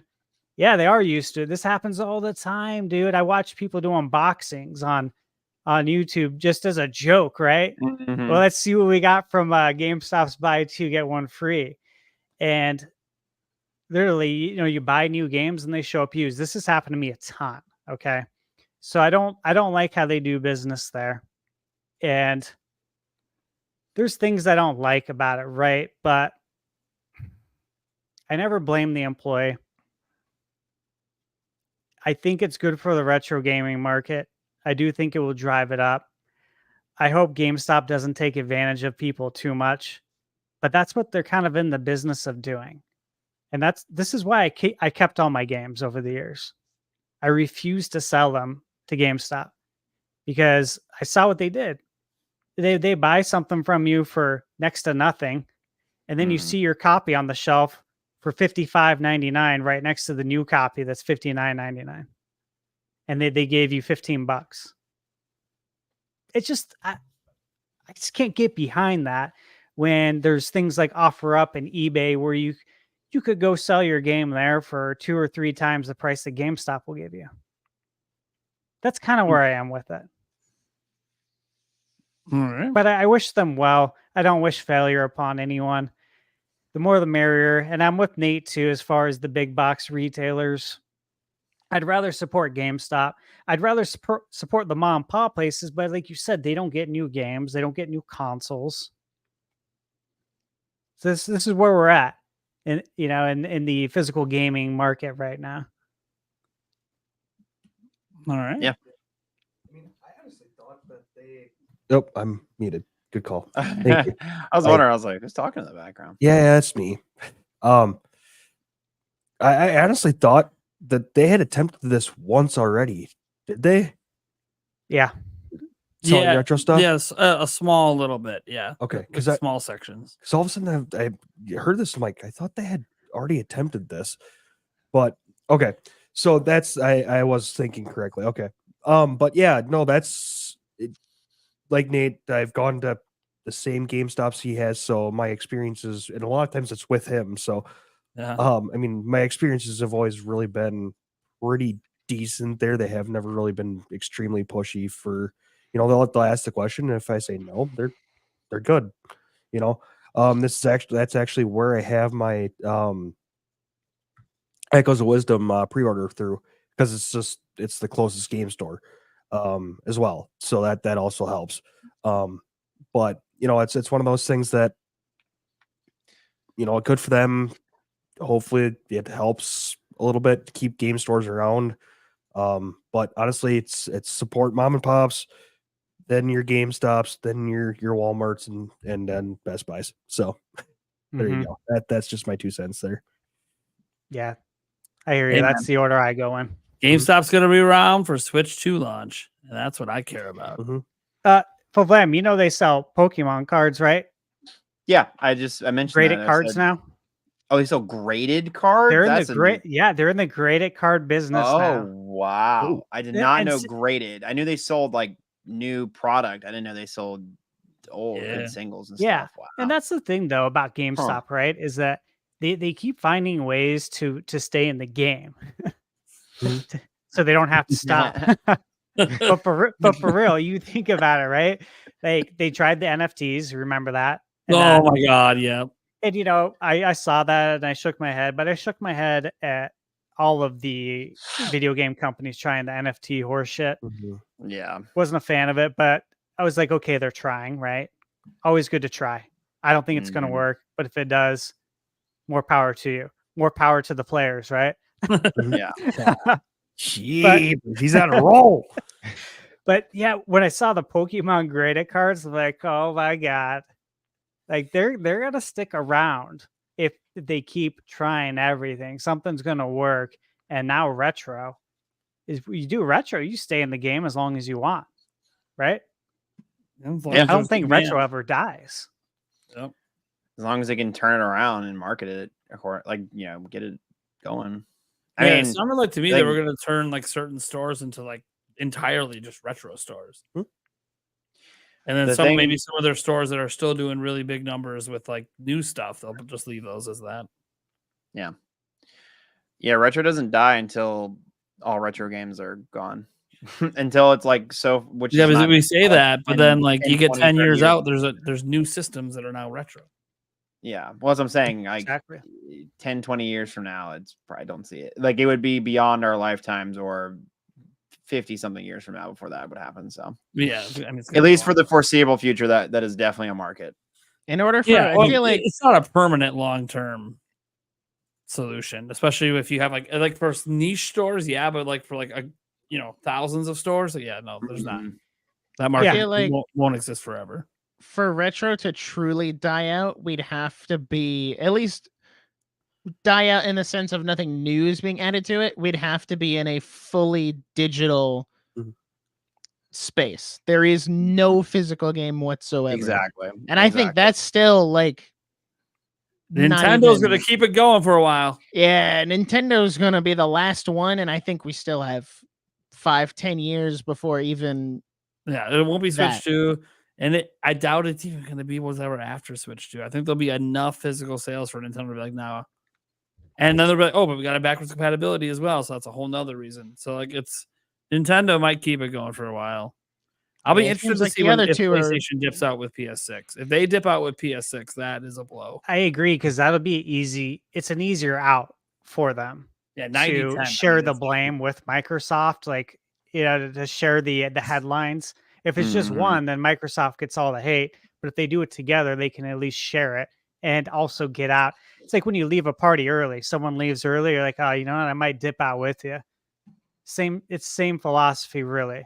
So it'll be interesting to see because we know Microsoft's going to get out. It's whether or not Sony's going to join them. Sure. All right. Well, I'm gonna interject real quick. It's funny you Sure. say dipping out. I have to dip out because I have work tomorrow. But as always, great to be on. I'm sad I have to miss the Switch 2 thing, but you Yeah, I know. was about to say if we could hit the Switch 2 topic next, I was trying to transition like 3 times, but then we just kept going. So I'm gonna dip out. Later, Nick. Yep. I Later, Nick. do stuff and things on the Wonderful. internet. So Wonderful seeing you again. We'll see you Always next see you, man. time. yes, That's sir. the Shoe Reveal podcast. I'll bring it with me next time. I'll bring it. All right, man. See ya. All right. So speaking of Switch 2, obviously we got to get to the headline topic because look, you would figure why would we have to talk about Switch 2? We just had an Indie World. Because that actually leads into the rumors that were out there that suggest that the Switch 2 is going to be revealed fairly soon. So it all kind of started with Pedro Henrique Luda Lipa, otherwise known as PH Brazil Online. He ended up being 100% correct about everything that happened this month with Nintendo. Back in May, he said, oh, by the way, for those who don't know, his background, we talked about him a lot on my channel. He's a Brazilian journalist. He's worked at all the big outlets in Brazil. Everyone knows he's super legit if you're a Brazilian gamer. But, most people that are paying attention to him now are like here in the U.S. where you don't know his background as much. Anyways, he's independent now. And back in May, he said that the June General Direct would be the final Switch-only Direct besides a partner showcase Direct that he had heard from some of his sources that was going to happen later in the year. In June, he noted that an Indie World was going to happen in August. This month, he said multiple showcases planned for September were moved to the last couple of weeks in August. He also said because of this, he thought the Indie World might have been moved to September, but he didn't know if it had moved. He just thought it would because the other showcases moved in, and he was talking about the Nintendo Museum Direct and the partner showcase. But he didn't actually hear that it had moved. He just assumed. Anyways, naturally, we ended up getting 3 presentations, the Nintendo Museum Direct, which wasn't Switch focused at all and took place last week, the Nintendo Direct Partner Showcase, which he first told us about last May, and then an Indie World, which he originally said was happening this month. At the same time that he said these events were happening this month, he said the reasoning was because the release plans for Nintendo Switch 2 have been moved forward, which means, like towards closer. us, like closer. Interesting. He also said, because he was talking, this is on his podcast that he runs. He also said on the podcast, the literal show they were making at that time was one of the last episodes before Switch 2 news really got going. And for those who don't know, he only talks basically about Nintendo revealing. Like he doesn't get into much of the rumor space beyond the fact that he was the first person to say it would have backwards compatibility. And again, that's still TBA on if that's true or not, because again, it hasn't been revealed. But he doesn't get into the whole spec thing. And I heard there's an 8-inch screen. He doesn't talk about any of that stuff. At least from his sources, he doesn't. This also suggested that a reveal was happening obviously sooner rather than later. Now, one of the last shows, what does that even mean? It could be 3 shows, 4 shows, 7 shows. Who knows? That's all relative. Only he would know. And I don't think he's clarified since what he meant by one of the last. Now, the big thing is that September is basically cleared out entirely. And with Brazil getting everything correct, it sure seems like the Nintendo Switch 2 reveal could be happening next month. A big thing to remember here is it has now come out that the Echoes of Wisdom and Jamboree media previews are going to be happening the first week of September. The reviews for Echoes of Wisdom will probably be the week it comes out. So that, I don't think anyone thinks the Switch 2 would be revealed that week. Anyways, the week of Echoes of Wisdom. And yeah, there's an iPhone event and a PS5 Pro getting revealed at some point. I don't know if Nintendo really cares about those events. Got really nothing to do with them because their product's not coming out this year. So it's kind of irrelevant for them. But unless it is coming out this year, I guess we technically don't know 100% for sure, but I doubt it. Yeah, that'd be absolutely wild if they announce it and it's a holiday drop. And I'm like, oh shit, well, why did you ever think you were selling 13 million Switches if you're releasing it this holiday? Yeah. That being said, it's probably not, right? Like we already know Nintendo already put out there that they're having an announcement about the successor by the end of the fiscal year. So by March at the latest, they were going to say something. But this obviously is all about like, do you think that the September thing might happen, or is it going to be a little bit later this year? Will it not be at all this year? If there's any reasons for or against beyond what Pedro Henrique has said, because basically, if you take Pedro Henrique at face value, he never said September, but he said it was noteworthy that Nintendo moved their September presentations to now. I have seen some people out there mentioning that, oh, well, they'll still do a direct. And I'm like, look, we would not have got a partner showcase if there was a general direct coming. Yeah, agreed. Those games would have been in the general direct. Agreed. Like they put third-party games in the general direct. Like there's no reason to have a partner showcase if a general direct is coming. So, this is like the big thing. What do you guys think? Let's start with Vlam. Like what are you thinking here? So I know before we got started, before all that information you just gave me, because I hadn't followed it that closely. The last thing I had heard was we weren't going to get hardware in our hands until after April or May at the latest. Earliest, excuse me, at the earliest. So my bet would have been we get a February or March announcement, and then we get a console in our hands August or September of 25 calendar year. And I still think I'm going to stick to that, because even announcing a Switch 2 next month still galvanizes a lot of that target Switch original sales numbers. I don't know. For me, it doesn't make any sense sales wise. I think it's just it would be it would be too galvanizing, I feel like. But would it be cool? Would it be hype as hell? Well, yeah, I mean, we all want it to be revealed. I would love it. Not a question if we want it. Like, yeah. Of course we do. Well, and I just hope if it is happening, I'm like, there's like a week there's the second week of September where I'm up in the air on a Tuesday, like literally through most of the day. I guess if it's going to happen, it'll probably happen at like 9 a.m. But anyways, and then another day on a Thursday, which is, they usually like to do Tuesdays and Thursdays, where I'm in an all day like IRL work meeting. So I'm like, pray it doesn't happen then. I'm like, no, I can't not miss the reveal. I can't not be there.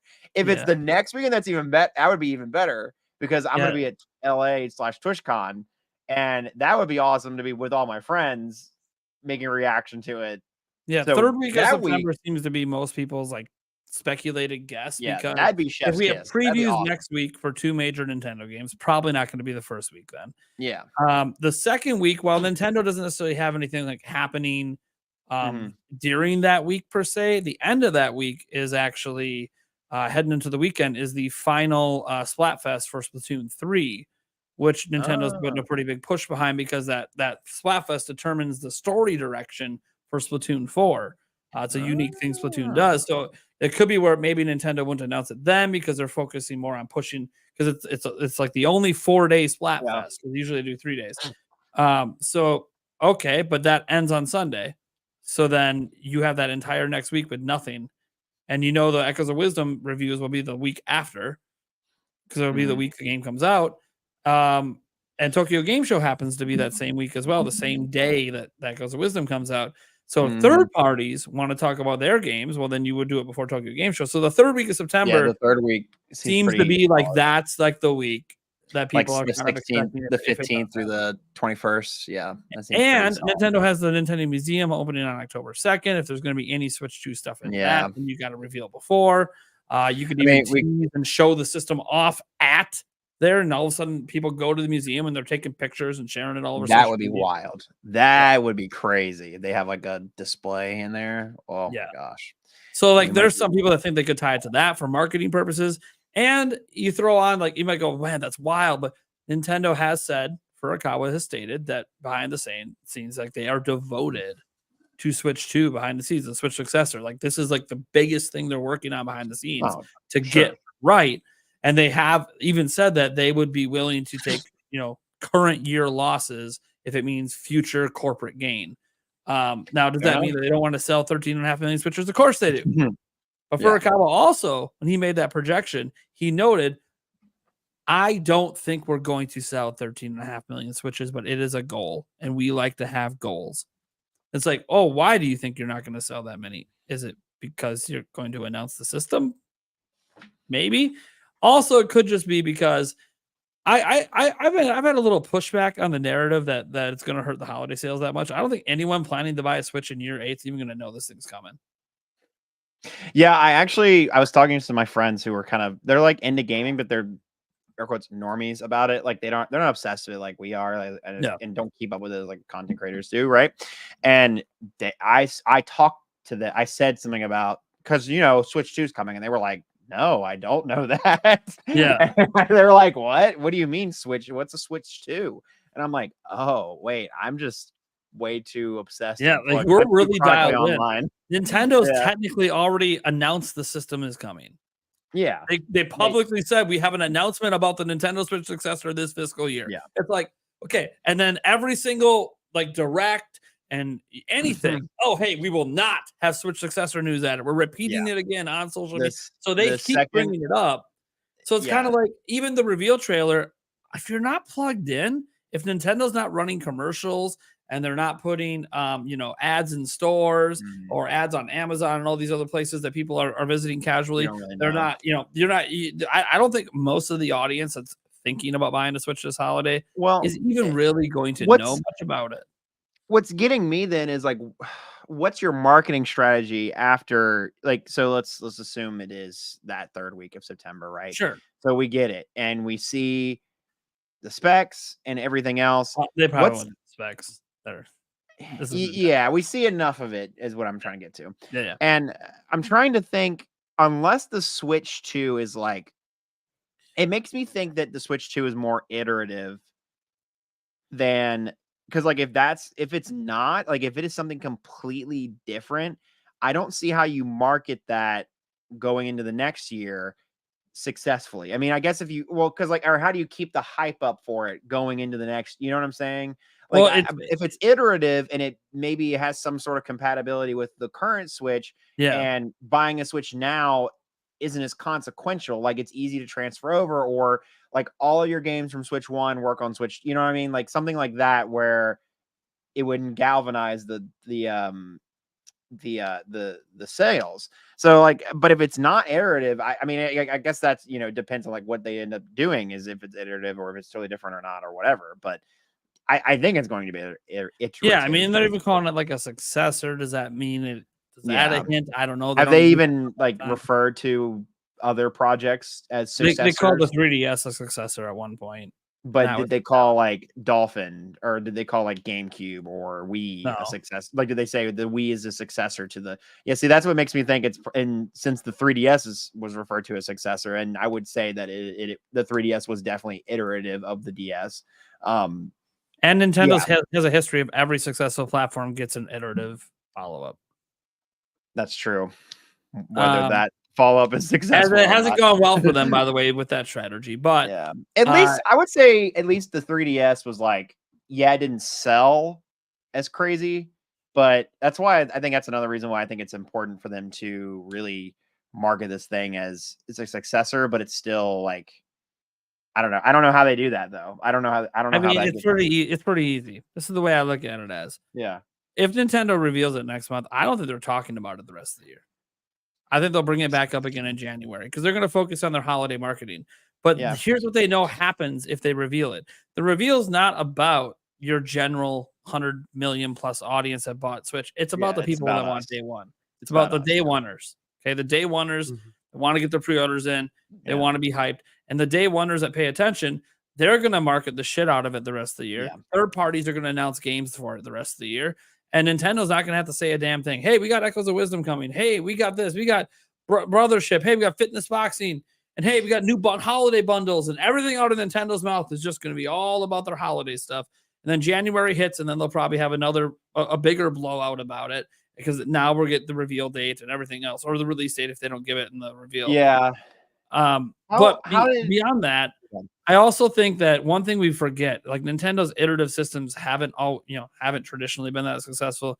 I know it feels weird saying 3DS wasn't that successful, but it sold half as much, and it's also the worst selling handheld in Nintendo's history, which is crazy to say because that's just how big Nintendo's handhelds have been. It's insane. Yeah. You can go on their official website; they have the numbers listed. It's the worst selling one. That's not a bad thing. Yeah. It's just not great when your Wii U is also tanking at the same time. Yeah. But I think the Wii U's I think the Wii U's lack of success, I would argue, contributed to the 3DS's lack of success in some capacity. Because I think Nintendo's branding as a whole was weak at the time. But anyway, 3DS's launch was horrendous. Steel Diver was their launch game. I was there, and it was overpriced. And I would even argue. I'm doing, not to plug myself, but I'm doing this Friday. Friday or Saturday, I have a video coming about the best Nintendo Direct. And in reviewing that, the Switch had a really rough, it wasn't as bad as Wii U, don't get me wrong, but it had a pretty rough launch. I mean, I know saying only 3 games, it definitely had Breath of the Wild, which is great. It had games, but something I realized about it was it didn't have NSO until a year after release. And I was like, what? Yeah, I was like, I didn't. So that was I had a period in my life where from like when I graduated high school in 2017 to like, I don't know, 2018, 2019, where I wasn't a gamer. Like I wasn't gaming as much. I was, moving to a college, doing all these things, being a young adult as you do. Right. And I didn't get back into gaming until I ironically bought a Switch in like 2018, 2019. But I wasn't there for the launch of the Switch is what I'm trying to get to. You weren't there for Reggie's promises on what NSO was supposed to be, and it's not. Nope. I unfortunately it's like that one bit of, because I was there for Wii U, I was there for Wii, I grew up with everything. My first console was an N64. Like I was all there for all of that. And then it's just like that one little bit of Nintendo history and marketing that I wasn't there for was the launch of the Switch, which is crazy because it ends up being the most successful Nintendo console of all time, right? But point being, what I was asking you was, how did they roll Switch out? Because I wasn't there. So please remind me. So Switch had an interesting thing. They brought up the term NX in 2015. Yes, I do remember that system now, because that was related to the Dena announcement. So they were announcing this partnership with a mobile company to make mobile games after Nintendo had said they would never do that. And so he thought it would worry investors. Iwata did. So they just said, don't worry, we have a next generation system coming called NX, codename NX. And then they said nothing about that again until April of 2016 at an investors meeting. They said NX will be releasing in March of 2017. Okay, fine. We have a release date before they even revealed the thing, or release timing. What is going on? Had a really awkward E3 that year, which ended up being badass. It was all Breath of the Wild. But it was for a system Nintendo had already announced its replacement is coming. But we could only play demos of it on the hardware that you're getting rid of. It was very awkward, but the game was so amazing, nobody cared. And we knew it was a launch game because they said it was going to be a launch game for the new system. So nobody cared because the game was great. And then they discontinued the Wii U. No one thought they were actually going to discontinue it at the time before the holidays, but they did. Wow. They discontinued it. The same month it was discontinued, they announced in October of the dang Nintendo Switch. They did a 4-minute beefy reveal trailer. I'm sure you've probably seen it by now if you haven't or whatever.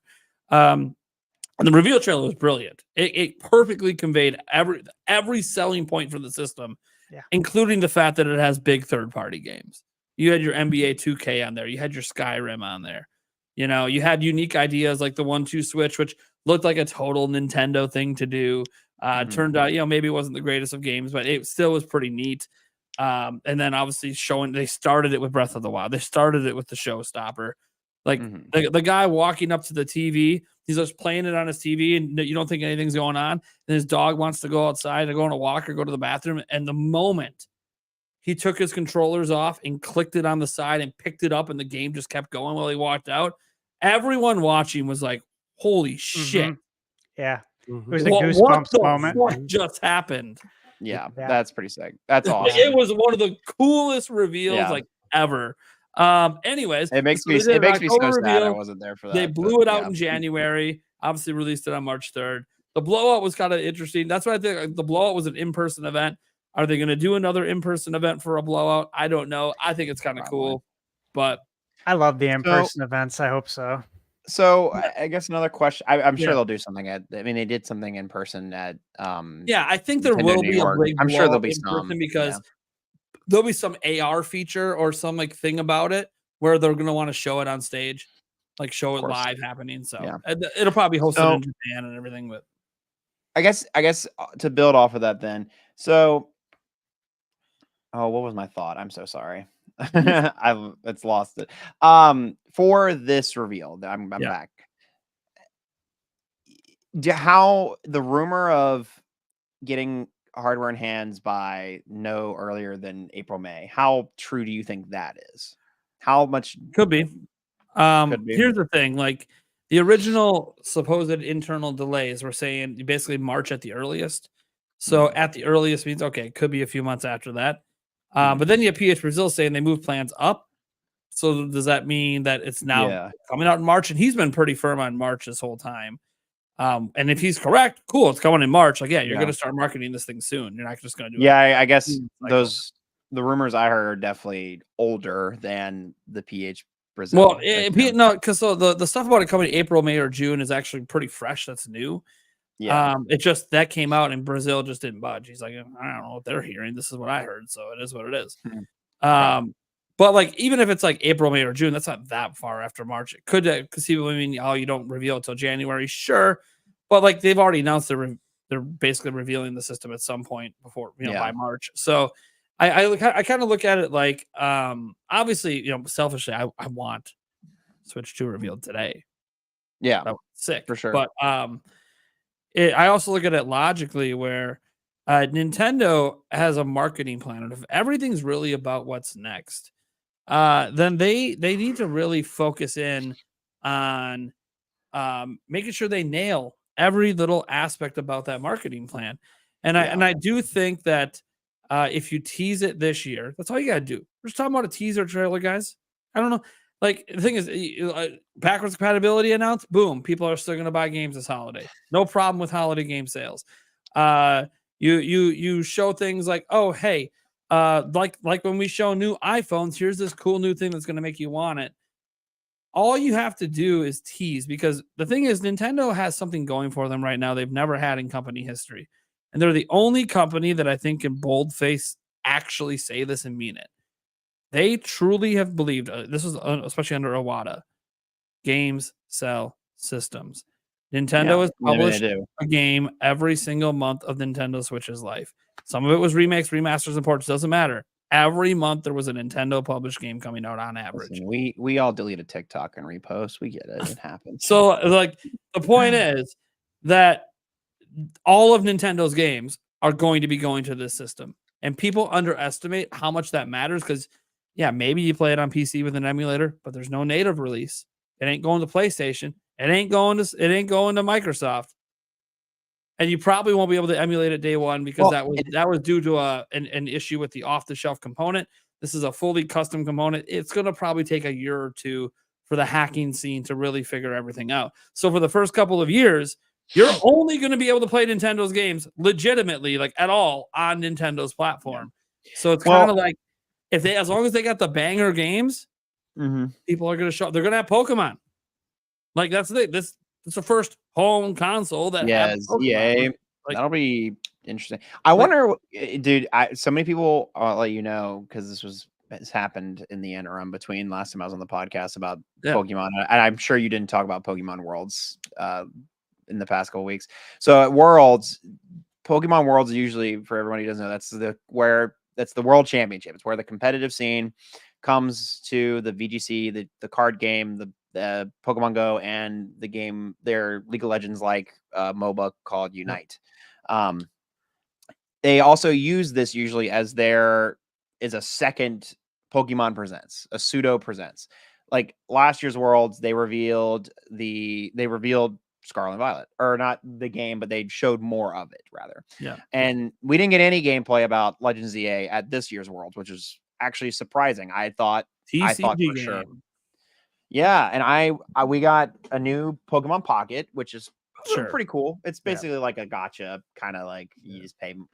It's because the current TCG game that they have out, one, it sucks. Two, you can't pay microtransactions into it to get cards and get whatever. So this is their way of like, you get a quick form of it, and then you can pay directly into. Hey, we found a way to make money. Another way to make money. Two. It was surprising we didn't get any ZA news. So it makes me think I think we're going to get, well, I know now we're not getting Metroid as a launch title. I mean, we might get it as like it might be like Breath of the Wild, where it's like a cross gen. Like we might get it on both, so something like that. I could see that happening. I could see it being like a cross gen launch day type thing. And we're probably going to get ZA as well.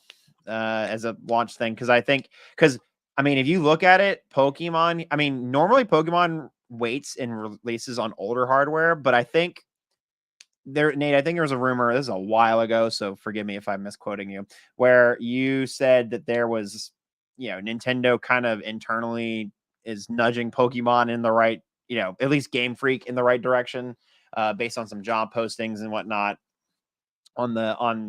for Game Freak. If that's true, if that holds true, at least in my theory, this is a theory, not a rumor. Don't take me, take it with a grain of salt. I think I could definitely see Nintendo using Pokemon as a console seller, because, oh my God, that is a way to sell some motherfucking consoles. That is a way to push some units, is to put a Pokemon game on your system. So this is just a personal opinion of mine. Sure. I think the fact that when Scarlet and Violet came out, the Nintendo had to make a public apology statement because of the bugs and performance issues. I think, it sold a lot, but it embarrassed Nintendo. I agree with you. And Nintendo is a very traditional Japanese company that doesn't like to be embarrassed by something that was out of their control. And because they do have some power with Pokemon, they do. They like, I know they've been very hands off, but I think that was like the straw that broke the camel's back. Yeah. Hey, maybe we can't be so hands off anymore. Maybe we need to get in there and tell them, look, you are representing our company with 20 plus million exclusive selling games. Yep. This ain't getting overlooked anymore, because you're on home console now. And no one's bitching that the graphics aren't great. It's not that; it's the bugs in performance. So we need the basic core gameplay loop of Scarlet and Violet is bad. And I think I'm hopeful, not to again make it around Pokemon, but to build off of your point, Nate, of the fact that I think that Nintendo is definitely, I think they're at least nudging, probably in more reality, strong arming the Game Freak into producing a better game, because again, the fact that we got zero news about it is pretty hopeful of that theory, because it makes me think, oh, we're probably not, because if the cycle was going the way they've been going, we should have a ZA game this January, and I just don't think that's happening. What are we giggling at? No, go ahead. So I saw this comment in the live chat where Joyce J, one of our moderators, said we're on season 2, episode 18. I'm gonna be fine. I'm like, what is she talking about? This Brock guy, I'll just show it quick. Nintendo Prime, y'all are stupid for thinking the stream won't get nuked by Nintendo's legal team. For what? I have no inside information. What are we talking about? Well, I was reading that too, and I'm like, did they give money for that one, or is that just I'm like, wait a second. No, they did. They didn't give money for that one. It's just that's what the chat was talking about. This Brock guy came in and thinks the legal team's going to come after gamers for talking. I'm not even the source of anything, dude. If you saw the look on, if anyone in chat saw the look on my face, that was why. Because I was reading this and I'm like, what? For what? That's so funny. For what? Because I talked about somebody else who put things out there and was right. What do you for speculating? We're coming next month. Yeah, that's so funny. Man, if that's the case, my channel should have been canceled 3 years ago, man. Yeah. Anyways, I have Nintendo in my channel's name, and they haven't come after me. That is very much true. Like I said, you probably wouldn't have even been able to start. Wait till he finds out I get sent review copies, including one of MEO. So okay, well, I'll take the devil's advocate prediction here. I know me and Nate have been kind of going back and forth, but I'll take the devil's advocate prediction here. I'm still going to stand firm on my March late summer, early fall March or I'll say this. I'll say late winter announcement, late winter, early spring, and then we get a console in our hands by August, September next year. I'll just stand on that. Right. I don't know what bet I have to wager against that for my prediction, but that's just where I'm at. Well, it'd be really awesome, but you're more than welcome to get in on a bet I made personally with my audience. Okay, well, what was that bet? Oh boy. I bet the hot chip challenge to them, it would be revealed next month. Oh my God. So if it's not, I have to do it. But if you want to get in on that bet and take the other angle. So if it is, I have to do the hot chip. Yeah, if it is, you'd have to do it. Where do I even get a hot chip? Is it on Amazon? Yeah, well, make sure you can handle it first. It's pretty fucking spicy. I did the there's like nuts that have the same whatever on it. So I mean, I can't handle it, but it'll be funny. Like it's not gonna like harm me, if that makes sense. Like I've done the crazy spicy. Like it had like several thousand. They do the chip and they go to the hospital. It's like, look, you have to. I don't handle a high spice even if you don't like it. Yeah, I think I'd be fine. I've done like I did a nut one again. It was like almonds covered with it, and it had like several hundreds of thousands of caps. I'm just throwing out there since you were like, you don't have to take the bet. I couldn't get Andres to take a bet with it. And here's the thing: I will warn.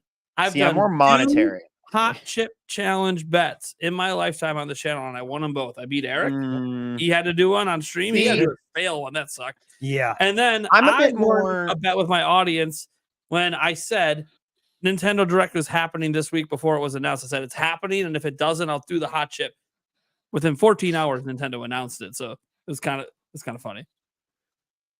But you don't have to. I'm doing it regardless. Like the bet's already made. It's just, do you want to get in on the I'm more of a man of monetary value. Well, you would have loved the bet. See, here's the thing: you can turn the hot chip into a monetary value. It's an entertaining live stream. That's true. That's the thing. That's the way I also go at it too. It's like, dude, if I have to do it, one, it's gonna fucking suck, but we're gonna have one hell of a live. It'll make a great clip. Yeah, clip farm. That's definitely going to be a great short. Yeah, and Eric's just gonna swing in for 5 minutes and be like, "Hey, man, just break me off a chunk. I want to try." Yeah, pretty much. Because Yeah, you never got to try it. How Without was being it? Not stale and on a actually semi-full stomach. Yeah, not empty. Oh god, it was After that days was of also- live streaming, yeah. empty stomach. It was not the Oh my gosh! What if Yeah, we wager a piece of our backgrounds? That's more creative. A I piece feel of like. our background. Yeah, he wants to Yeah. go with it. He wants your YouTube. No, that's not what. I That'd be so funny. I can buy No, I another wouldn't do one, but that. I'd rather not. No, I wouldn't do that. So, That's the OG. yeah, no, I wouldn't. I'd be like, wow, fucker. congratulations. Thanks, guys. I'd No. be like, God damn, that and turn that into I'm auctioning off Nintendo Prime's play button tonight. Listen, I just hit 1,000, so I'm not. I'm not that greedy. With How confident are you, Nate? Put it on the law. I must say, right? What is pretty unique here, Nate? I'll let you take a gander. You pick something. So here's what I'll do. We'll do one item for our backgrounds. If Switch is announced next month, you can take the item of your choice, and I'll do vice versa minus your play button because that feels wrong to have anyways. There. Let me see. There you go. So I have a lot of plushies. You have a lot of up there. plushies. Yeah, so there's a ton, like a metric fuck ton. Here, you're gonna go mobile. Oh, see, if that Charmander would have been a giant Charizard, I would have been like, oh shit. No, it's a Charmander. All right, I like Charizard. Trying There's to see a if I can shit scope ton of- anything good for you. I know. Like, I should be asking Thunder Steve. He'll Yeah, scope it there better than me. are. So the frame, I will not give the whole frame. You can take, but you could pick one card in the frame if you would like. I'll give you that much. But and then Are so those then graded? No, none of them are graded, but they're all in they're well taken care of. See, that's a money proposition there if it's graded. You could get them graded, like they're well taken care of cards. Is that Tears of the Kingdom Master Edition CIB It is a collector's edition. Yes, this is a CIB collector's edition. or sealed? It is opened. I've opened. Okay, it yeah, because I haven't was- opened one, so Yeah. Okay. yeah. Not Oh, a bad no. thing, dude. Oh no. See, the cards are trying to leave you already. Oh man. I'm like literally trying to look at this and figure this out. Is that a Wiimote underneath the question mark box on the right? Looks like a sorry. green Yeah, it looks like a Wiimote. Wiimote or something. Wait, hang on. Okay, sorry Is about that. is that a green Wiimote, Flam? Down Underneath the question mark? No, that is a Minecraft creeper. Okay, yeah, Yeah. yeah, I couldn't tell. It was Okay. a little blurry, so I have this Wii remote that's pretty cool though. I have a Mario Wii remote. oh, the Mario one. Yeah. It's a pretty good one. So Dude, I still have it it. usually sits back here, but I used it. I should put it in my background. I don't know why I don't have the Wii in my background. Yeah. It's just sitting up there in a And bin. I have a lot of manga and anime, Pokemon card. I'll throw Psyduck in there. Why not? Psyduck. There's yeah, so a lot of plushies. There's like the sitting cuties. There's like a ton of small Pokemon. over See, there, everyone's and, coming up with things for you to take from me, but no one's thinking of anything Oh, for me to. God. I'm reading the chat. Everyone just wants you to take specific things from me. like- Nobody's well, I giving me mean, I advice. will get that choice from you, but Yeah, I know. I'm letting I you. could be the biggest dick ever and Oh, just say no. take one of the shelves.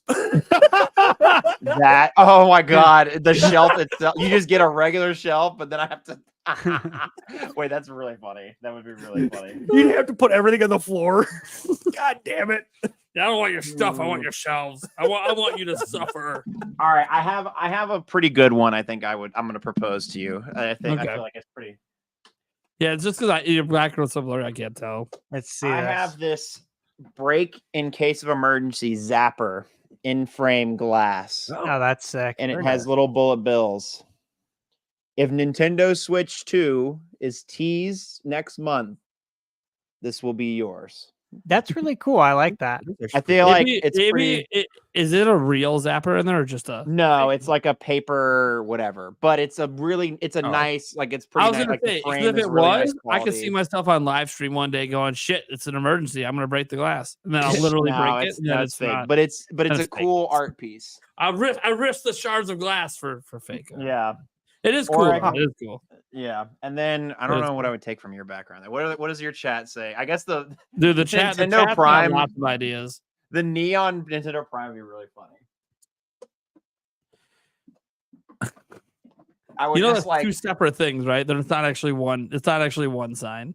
I would just signs. take the Nintendo part then. I mean, People would start thinking that I'm Logan Paul or some shit. oh god, yeah. Prime Prime energy drinks.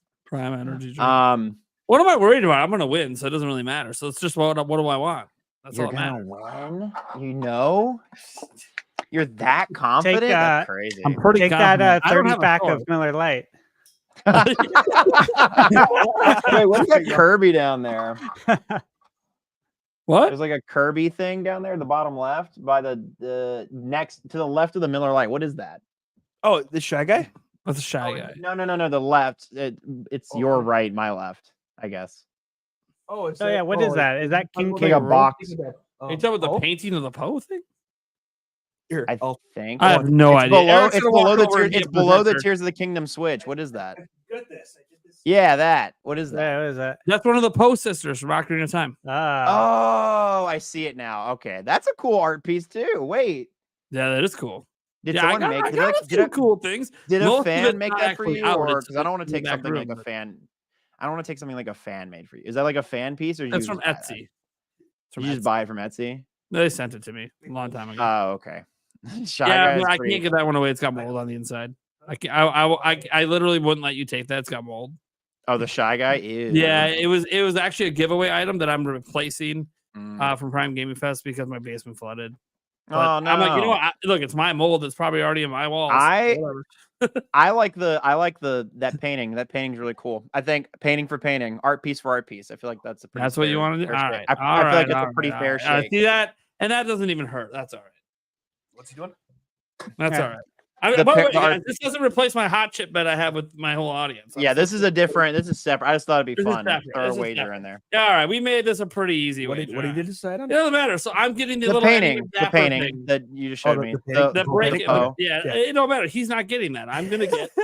I'm gonna get the new edition that put on the wall below the controller. It's all right. Better not. Nah, I'm ready. I would Watch it be. What by the way, if it was I'm like really the first glad week you of didn't choose- October? That'd be really I'm funny. really glad you didn't choose the controller neon light because that would have been a very hard conversation with my parents. So remember this thing you bought me a month ago to show support for my job for the first time in my life? I lost it in a bet. I really wanted the Nintendo part of the neon sign, but I thought that'd be too big of an ask. Bye. Yeah. Oh man. Or All right. or his Xbox Series X. Yeah, Xbox Series That X would have is been crazy. killing No, it. I wouldn't do that. Like, if he asked I for would like have the been Nintendo motherfucker 64, a whole shelf of all the stuff on it. If we're going that deep. yeah, I wouldn't have done that. I might have asked for the fridge, but I wouldn't have asked for the actual. Fridge. Oh, Oh my that- god, that the fridge would have been more expensive to get to you than the. Oh, the- God, That's right? true. How heavy it is. I would have been Oh, like, boy. dude, I'll just send you one from Amazon. Goddamn. Right. I will say in that frame there are like a couple $100 cards, so you did miss out on that. So, but I guess we're wouldn't going even known painting. the We're going values. I art for wouldn't art. even known the so, values. I would have just been like, chat which one because I don't know. I don't know shit. Yeah, There's there's a lot of rainbow rares. They don't even make them anymore, so that's why We I got to like get the them. thoughts from Thunderstash and Eric Moore on this Yes, shit. all right. What the fuck's going on with Switch 2? What are we doing? For me, I do it's have a hard just cutoff at 11:45. By the way, I just wanted to. That's put that fine. there. Eric just wants it. I just want it. That's all I can add. Every day I want it. That's the day I need it. Steve, great song. Great song. Yeah. That's Journey, right? Yeah. Yeah. Okay, so yeah, Nate, I watched your video talking about a lot of what's in this topic. Andres had a good video on it too, as well. He had one, I think, a day or two ago. He had one today. Yeah, I haven't Watched watched it. this one today. I gotta watch that one still. Yeah, it was good. He brought up a lot of good points, and with all that, with the rumors, with the Twitter stuff, I really do believe that it's going to be revealed in September. And again, never have we had back-to-back directs. Why would you do that? You would only do that to roll out the red carpet for Switch 2. Clear in Reveal in the slate. September. Yeah. Clearing all your Switch obligations. You would only do it for that, like logically speaking, right? And hey, look, thinking logically doesn't always lead to what Nintendo does, what is logical to us. But given the fact that, what is it, 7 years? Is it 7 years or 6 years in a row that they've done a direct in September? Yeah, the they've 8 of done the it last every 9. year. I think it was 8 of the last 9 because they didn't do it the COVID year. COVID year. Yeah. Okay. But every year they've done it they've done a September direct besides COVID year. Okay. So I think that we could confidently feel like we're going to have a direct in September. Yet we know everything that's coming out. We know all the games that are coming out from Nintendo up until January. We know all the third-party games that are coming out into 2025. What would there be to talk about? Only Switch 2, because the slate is clean. Like there's nothing else to talk about. I mean, they might still have some games in the chamber for They Switch. might. Yeah, they might have like Metroid Prime 2, 3, right? Yeah, like yeah. I expect that. I don't Sure. expect Twilight and Wind Waker. I don't think they have to talk about them this year. That's what I'm saying. I'm not saying they don't have any games left, guys. I know they have games left for Switch 1, and I think they're going to continue to support it for a couple of years. They'd be silly not to with that install base. And the fact, again, Infovland, we talked about this, I think, maybe a week or two ago. But when it comes to console sales, right? Yeah. You make the least amount of money on the hardware. Yeah, that's true. Sony sells at a loss usually. Microsoft usually sells at a loss. Nintendo's the only company that operates at a profit, even if it's 1 penny. And sometimes it's really close to that. They make all their money on the software. So you do the teaser.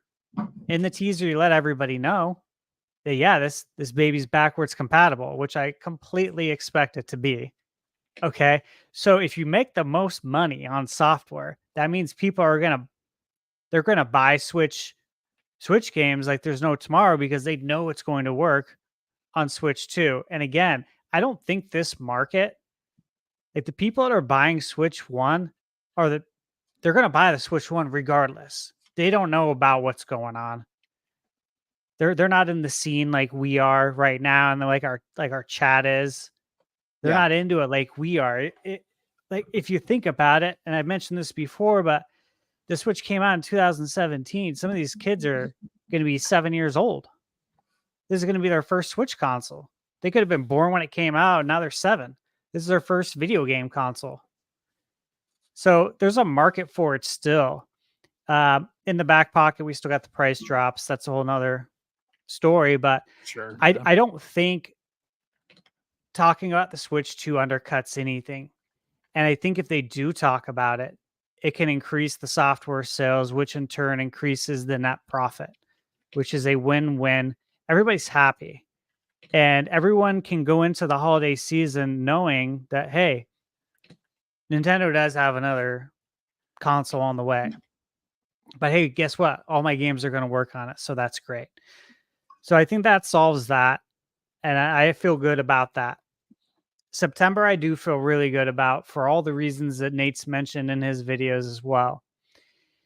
And the fact that it's a completely clean slate for us. Now, as far as like when this console is going to come out, I still lean in towards the March, April because it worked already. And I don't think it's beneficial for Nintendo to release a console to launch one in the fall so close to the holiday because you need those to be spread out. You need to release it like they're hopefully going to do in Q1, and you get the big launch sales and you get the free word of mouth advertising from us, from YouTube, from Reddit, everywhere for the whole year. And then you get into the holiday season and you get another big boom. So you get two big booms in essentially one fiscal year, which is going to be huge. And I still believe, I really do, that the Switch 2 was supposed to come out this year. I will always believe that. I do believe it was internally delayed. So I don't expect it to go from it was supposed to come out this year to almost 9 months later, 12 months later. I don't see that happening. There's so many reasons why. I could probably give more, but I'm not going to. But I really believe September is it. And you know what? It's funny. September 18th does sound like it could be like right around then. And we've talked about it before too, though, with Tokyo 19th. Game Show, is that I think it's really important for developers to be able to talk about these projects that they've been working on. And if they were told that project's ready for the Switch 2 to launch in 2024, and now it's not, and now these developers can't talk about the projects that they're working on, and they have shareholders who are like, what are you working on?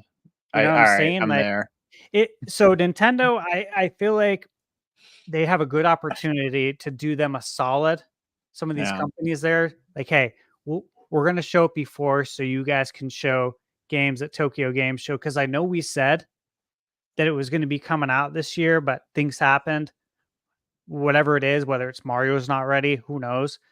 But point is that they'd be doing third parties a solid, and you want to have a really good relationship with the third parties going into a new console life cycle, right?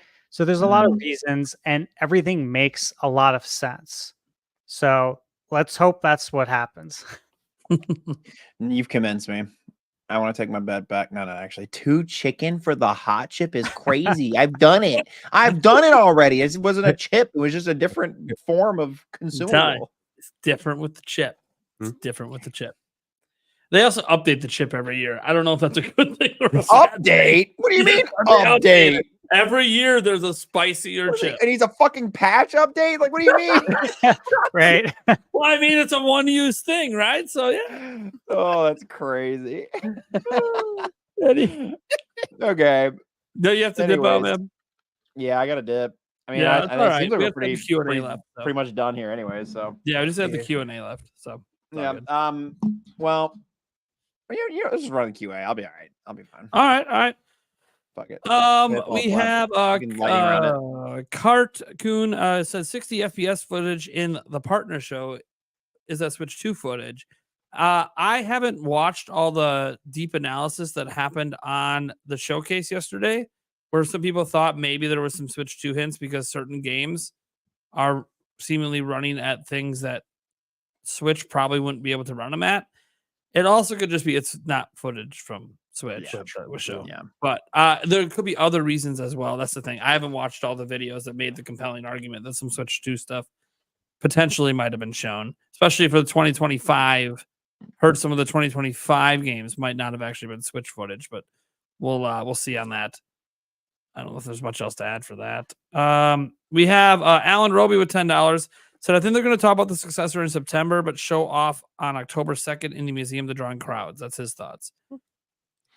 Yeah, I think I brought that up during the top. I mean, you did, yes. And I brought it up last week. I said, what about on the museum opening day? Yeah. That's crazy. A good point. It's a good point. Like, I can't say I couldn't see it. I really could truly see that. Like, what a grand opening that would be, right? Yeah. Oh my God. Totally. I would be. There are things I'd be so envious of. We have Wink to Man for $2. He says, when do you think the OG Switch will be phased out?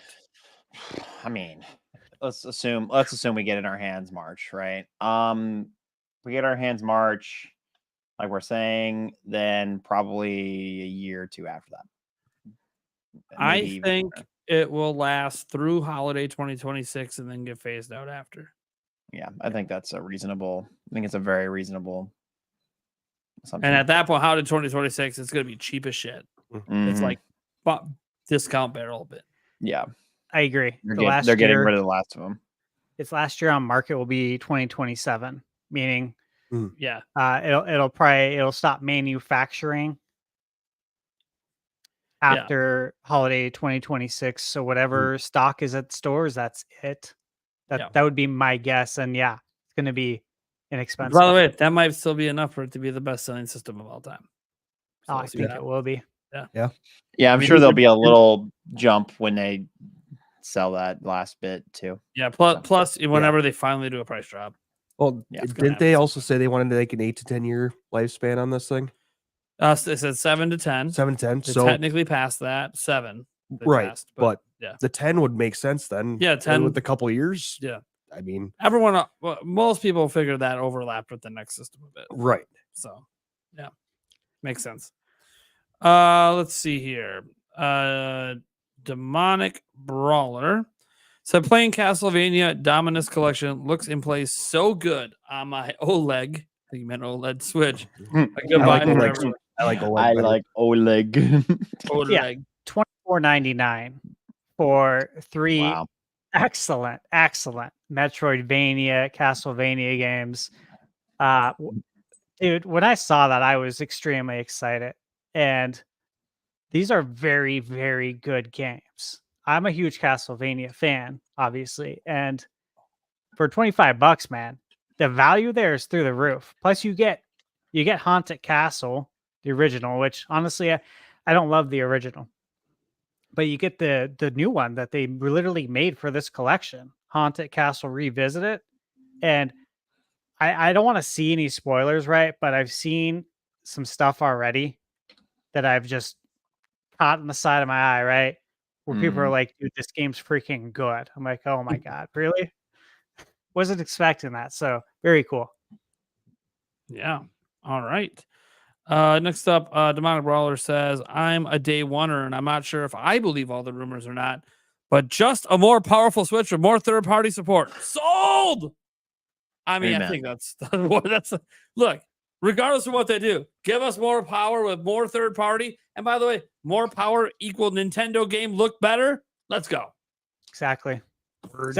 Sold. I'm sold right there. Sold. I'm not hard to sell. I'm a day oneer, so it's already not hard to sell. But like, dude, it ain't that complicated. Give me Nintendo games. I'm there.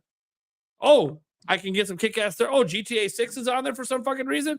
All right. Why not? Fuck yeah, I'm there. Let's go. Especially since Yulia just told me she's been playing GTA tonight, and now she wants the new one next year. Please be on Switch too. Please be on Switch too. Yeah, makes a lot of sense. Boo Many. I know Thunderstash was already laughing at this one earlier. Auction off that stash. Oh wow, that's a crazy thing that's like his brand. That's like me, right? Undying my hair blonde at this point. Yeah, I couldn't do it. Dyed your hair blonde. I never really paid attention. What's that? Say it again. I never paid attention that you actually dyed your hair, but if I look close enough, I think if you look close enough, you tell at the roots a little bit. I'm gonna say how long have I been on this? Like, did I have the mustache when I first got on? You had the mustache. Oh yeah, it was, you had the stash. Yeah, we've had a drastic change definitely for the better. Yeah. Oh, that's right. Because I started doing this pod kind of halfway through when I had my own podcast, and then yeah, you had your own stuff. I remember now. Yeah. All right, Stash. What do you feel about auctioning off? I mean, I'm not going to. Yeah. Really? Oh, really? I couldn't tell. I love the idea. I do. Maybe it had to be a big amount. Yeah, if there's a day you're gonna get rid of it anyways. That's true. That's basically what happened. He's sitting there like, yeah, what, when I'm dead? I mean, you can take it when I'm dead. I don't care then. Yeah, I just don't know if I'm ever gonna shave it. But I mean, if I did, it's not like it won't grow back. Yeah, but it could take a while to get to where it is now, though. Yeah, that's true. That's quite a manicured stash. I won't lie. You know what's funny? I don't do anything to manicure it. Really? Yeah, he's one of those au naturels that it's like, dude. Yeah. Oh, you got the wax. I got my wax, but I mean, as far as trimming it, all that. His rides. Wow. Yeah. Very nice. Impressive. Nice. And it's only going to get better with age. Hopefully, yeah. If I start getting some gray hairs here. That's what I'm saying. You've got to get it even longer, even more like Robotnik, even more. Oh my god! Yeah, Proper wait, I robot? didn't even make that connection till just now. That's Well, crazy. I mean, look, it's pretty Yeah. easy when I have a super chat Right. sitting there saying, "Give us the stash, Eggman, Robotnik." Oh, Playing games. Yeah, I saw that. And he said Yeah. no. Yeah, that'll- he said he's that'll not do it. auctioning it off. He's like, Yeah. quit playing. He knew the answer was going to be no. Yeah. He's like, quit playing games. That's really Stash, funny. Eggman, Robotnik. Get fucking red. Holy shit! It's a perfect comment to for follow up that sure. last one. That's like I was watching Hassan and somebody had mentioned him in a video, and then he paused, and then he was like, "What the hell? He mentioned me," and then he unpaused, and he's like, "Thanks for unpausing the video, Hassan." And I'm like, so good. Now, this is the last question I think we have, unless we get some more super chats in here. Mobo Dojo saying, you work for Limited Run Games, are in charge of putting together the Castlevania Dominus Collection Ultimate Edition. What's going in it? I don't know. Everything. Everything. Every yeah. Castlevania Why not? ever. Why not? Yeah. Fuck it. Fuck it, Um, baby. YOLO. you know, the anniversary collection, like the one that was $175, the collector edition one, they put a Mhm. music box in there, and I thought that was really cool. Yeah. Because obviously the music in the Castlevania games is just iconic. But I think you could do something like that, but like with a twist, like make the music box like Dracula's coffin. I was thinking, like that would be cool, right? Yeah. By the way, it's You know, limited they- run game, so you're going to get it in like 3 years after you buy it. But I that's how Sure. long it takes. Like the legit. other thing, not just with Castlevania, but in games in general, when they do these soundtracks in the game, they really need to drop it on Spotify too. Like they just, I need to be able, I need to stop pulling these like secondhand video game playlists, and I don't know. I need this stuff on Spotify or on. I mean, I'm sure it's all on YouTube already, but you know There what I is mean. some companies put it on Spotify, but a lot don't. We're on Yeah. Spotify. This podcast is on Spotify, baby. Audio listeners, love you to death. Heck yeah. Have Growing you audience. have you guys been to overclockedremix.org? Yes. No. Okay. For them, if you like video game music, I've been going on this website for years. It's been around since the early 2000s. Yeah. OCremix.org. It's OCremix.org. video game music, and people Very nice. will remix it. Like, Ooh. and those, it's their own submissions. And let me tell you, man, you can find some of the coolest remixes. That, like, if you're into it, just check it out one Yeah, day. You can I find love tons it. of game music I'm- there. about to drop this I'll drop it in the YouTube chat and our private chat. There's this channel called Alf on YouTube who does mixes, but they're not like crazy. They're just enough. Like it's like you can still tell what the song. I don't know. It's like it mixes it just enough for it's like interesting, but it's not anything like super dubstep-ify. You know what I mean? He Yeah. has these I don't know their gender. I apologize. They have these like bangers, funky games. Their videos are great. I dropped it there. Let me drop it in the YouTube chat for chat as well. Chad, go check his channel out. Like actually, it's really cool. They have amazing music. Yeah. Anyways, there's a little. I literally these like the volume, funky game volumes and whatnot. All these volumes, they are on my stream playlist and they are always in the background. And it's Nice. all royalty free, whatever. Yeah. Anyways, sorry. I know super off topic, but Well, I want to just address one thing in the chat, but I have to clarify with you guys.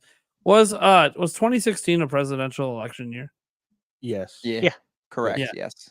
Because Andrew Reynolds in the chat said, without bringing up the world events, and that's what he's talking about, the election. You really believe sometime in the next 2 months will really make sense? Like there isn't any other things going on in the news cycle. They revealed Switch during a presidential election.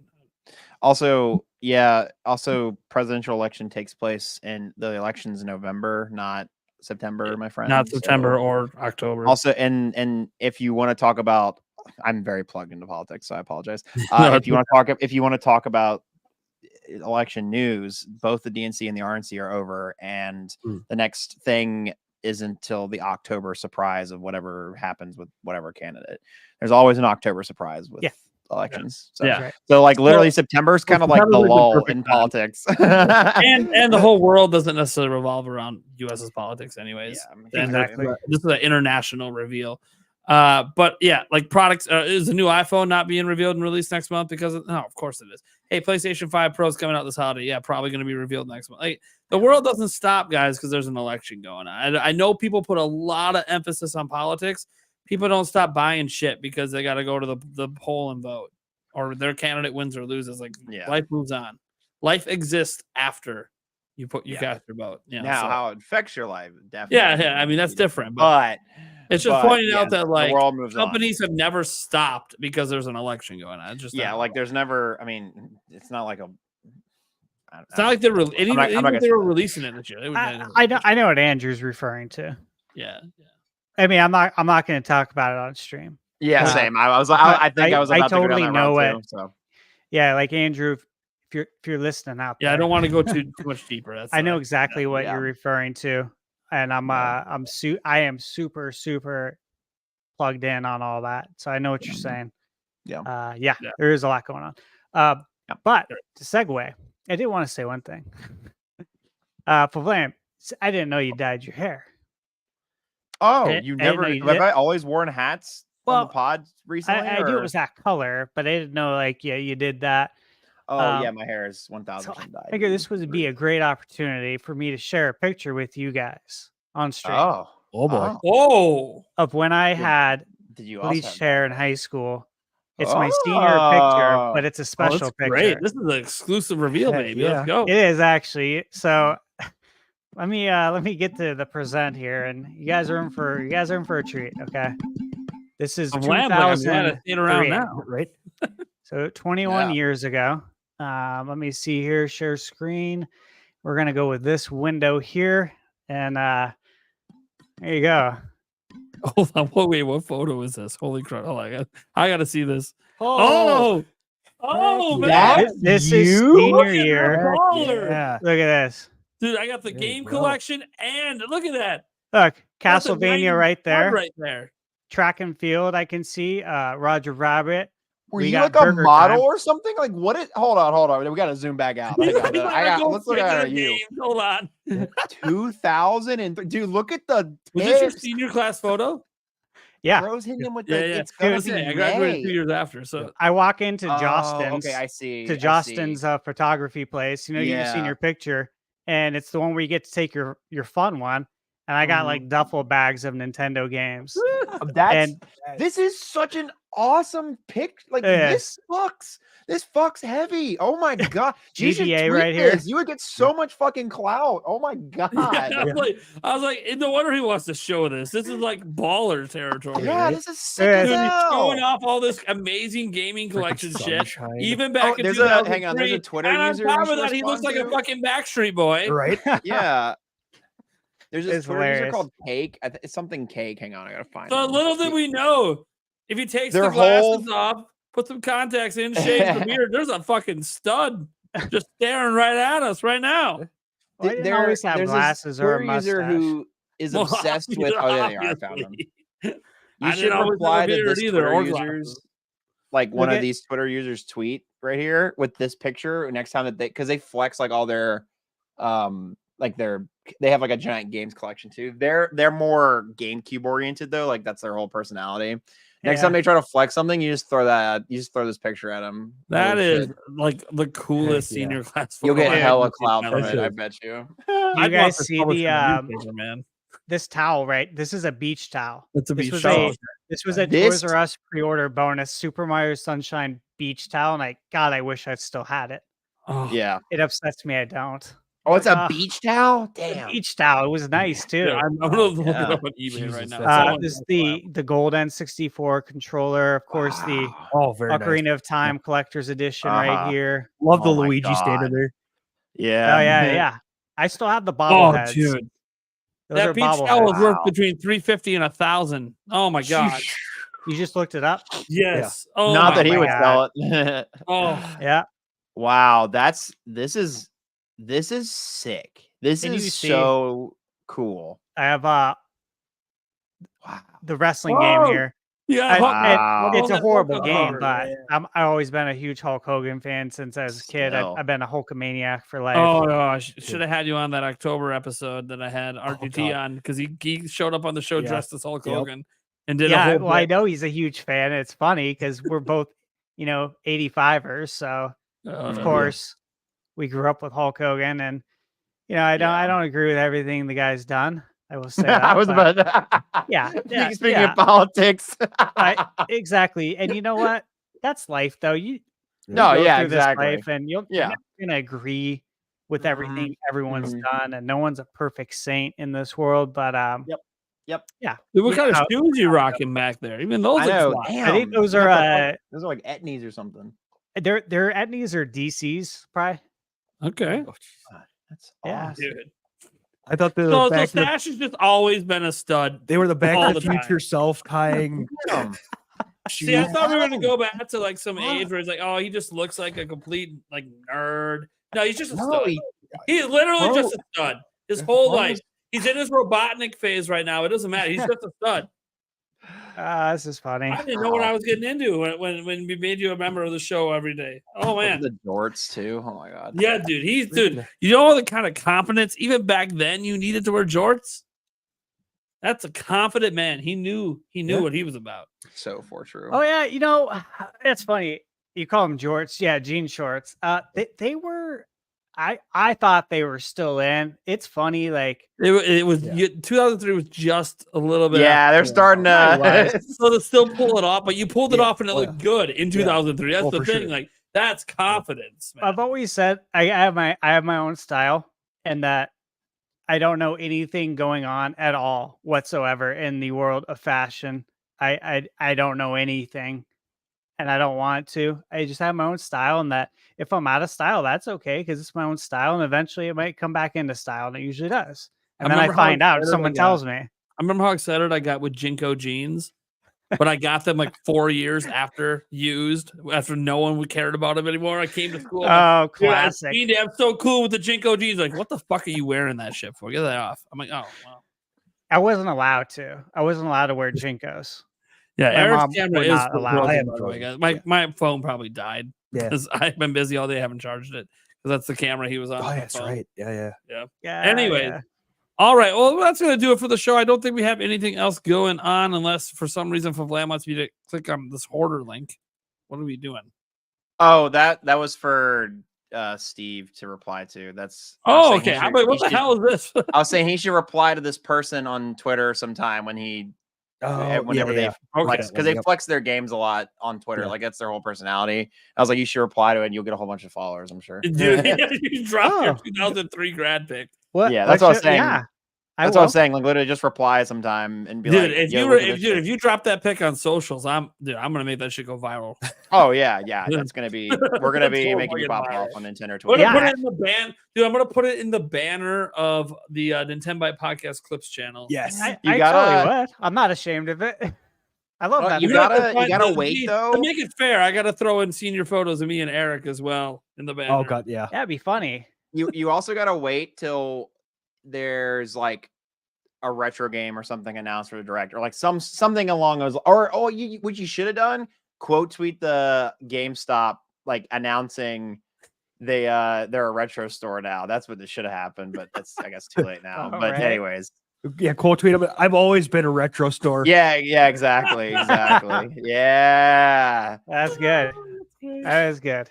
Yeah. All right. Anywho, Yeah. So that's going to do it for episode 18 of the Nintenbyte Podcast. We'll go around the room quick and let people know what we got going on and where they can find us. Links to everything are down in the description as well. If you're listening to the audio version, sorry, I have been bad about putting links back to the video version, but I will do it this time. It's all good.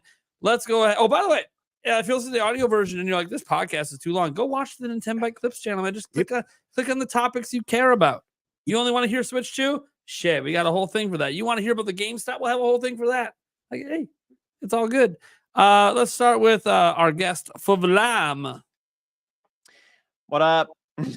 I'm gonna be. No, I've started a new weekly segment. I know I've been here.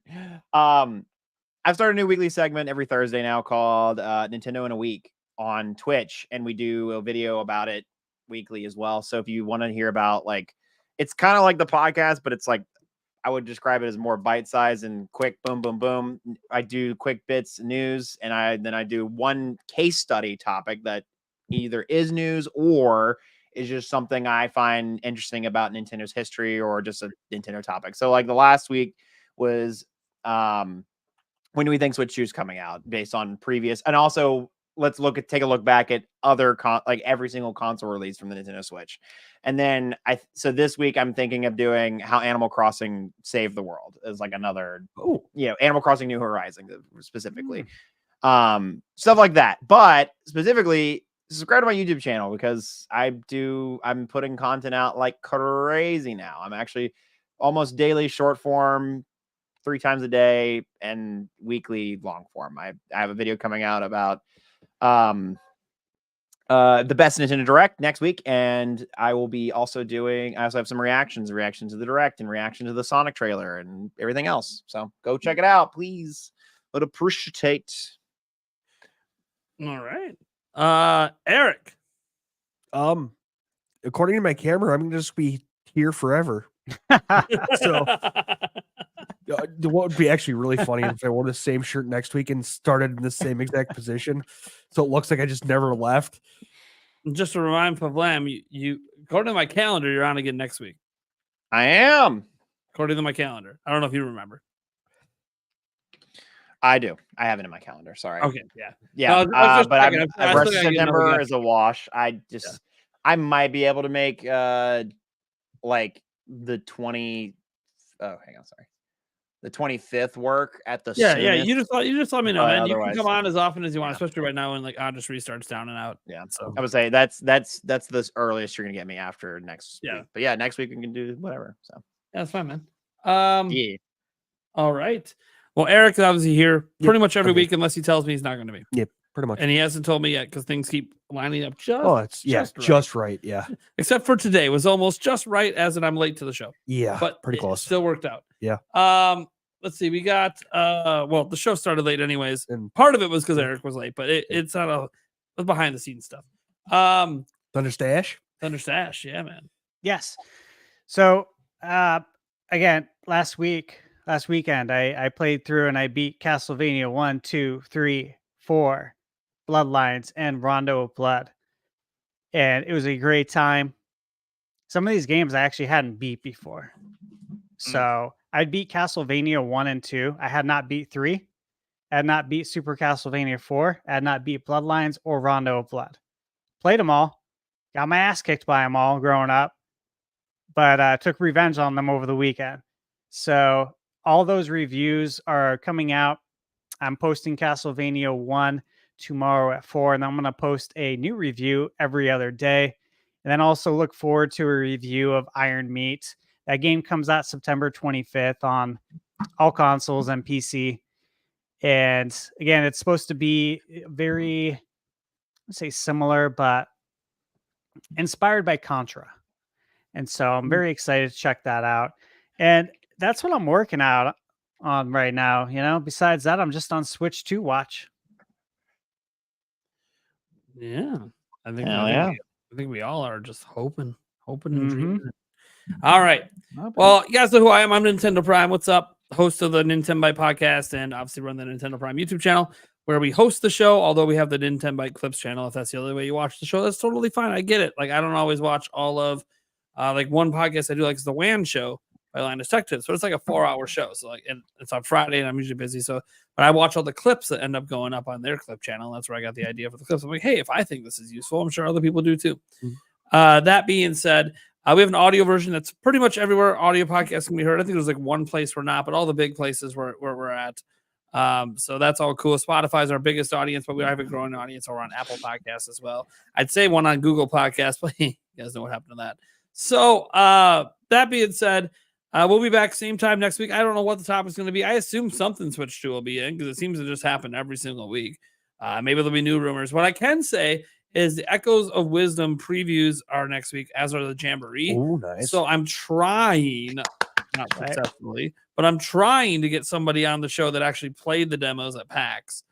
Unfortunately, I only know one person going to PAX, and they aren't available. So I reached out publicly and was like, "Hey, is there anybody?" And there's just no response. So I don't know. Maybe something will change over the weekend, but yeah, stay tuned for that. We'll also have some footage I'll be able to show from PAX as well, because the person that I do know is going to help me get some footage and stuff. But in terms of the podcast next week, I guarantee we're going to talk about Echoes of Wisdom and Jamboree.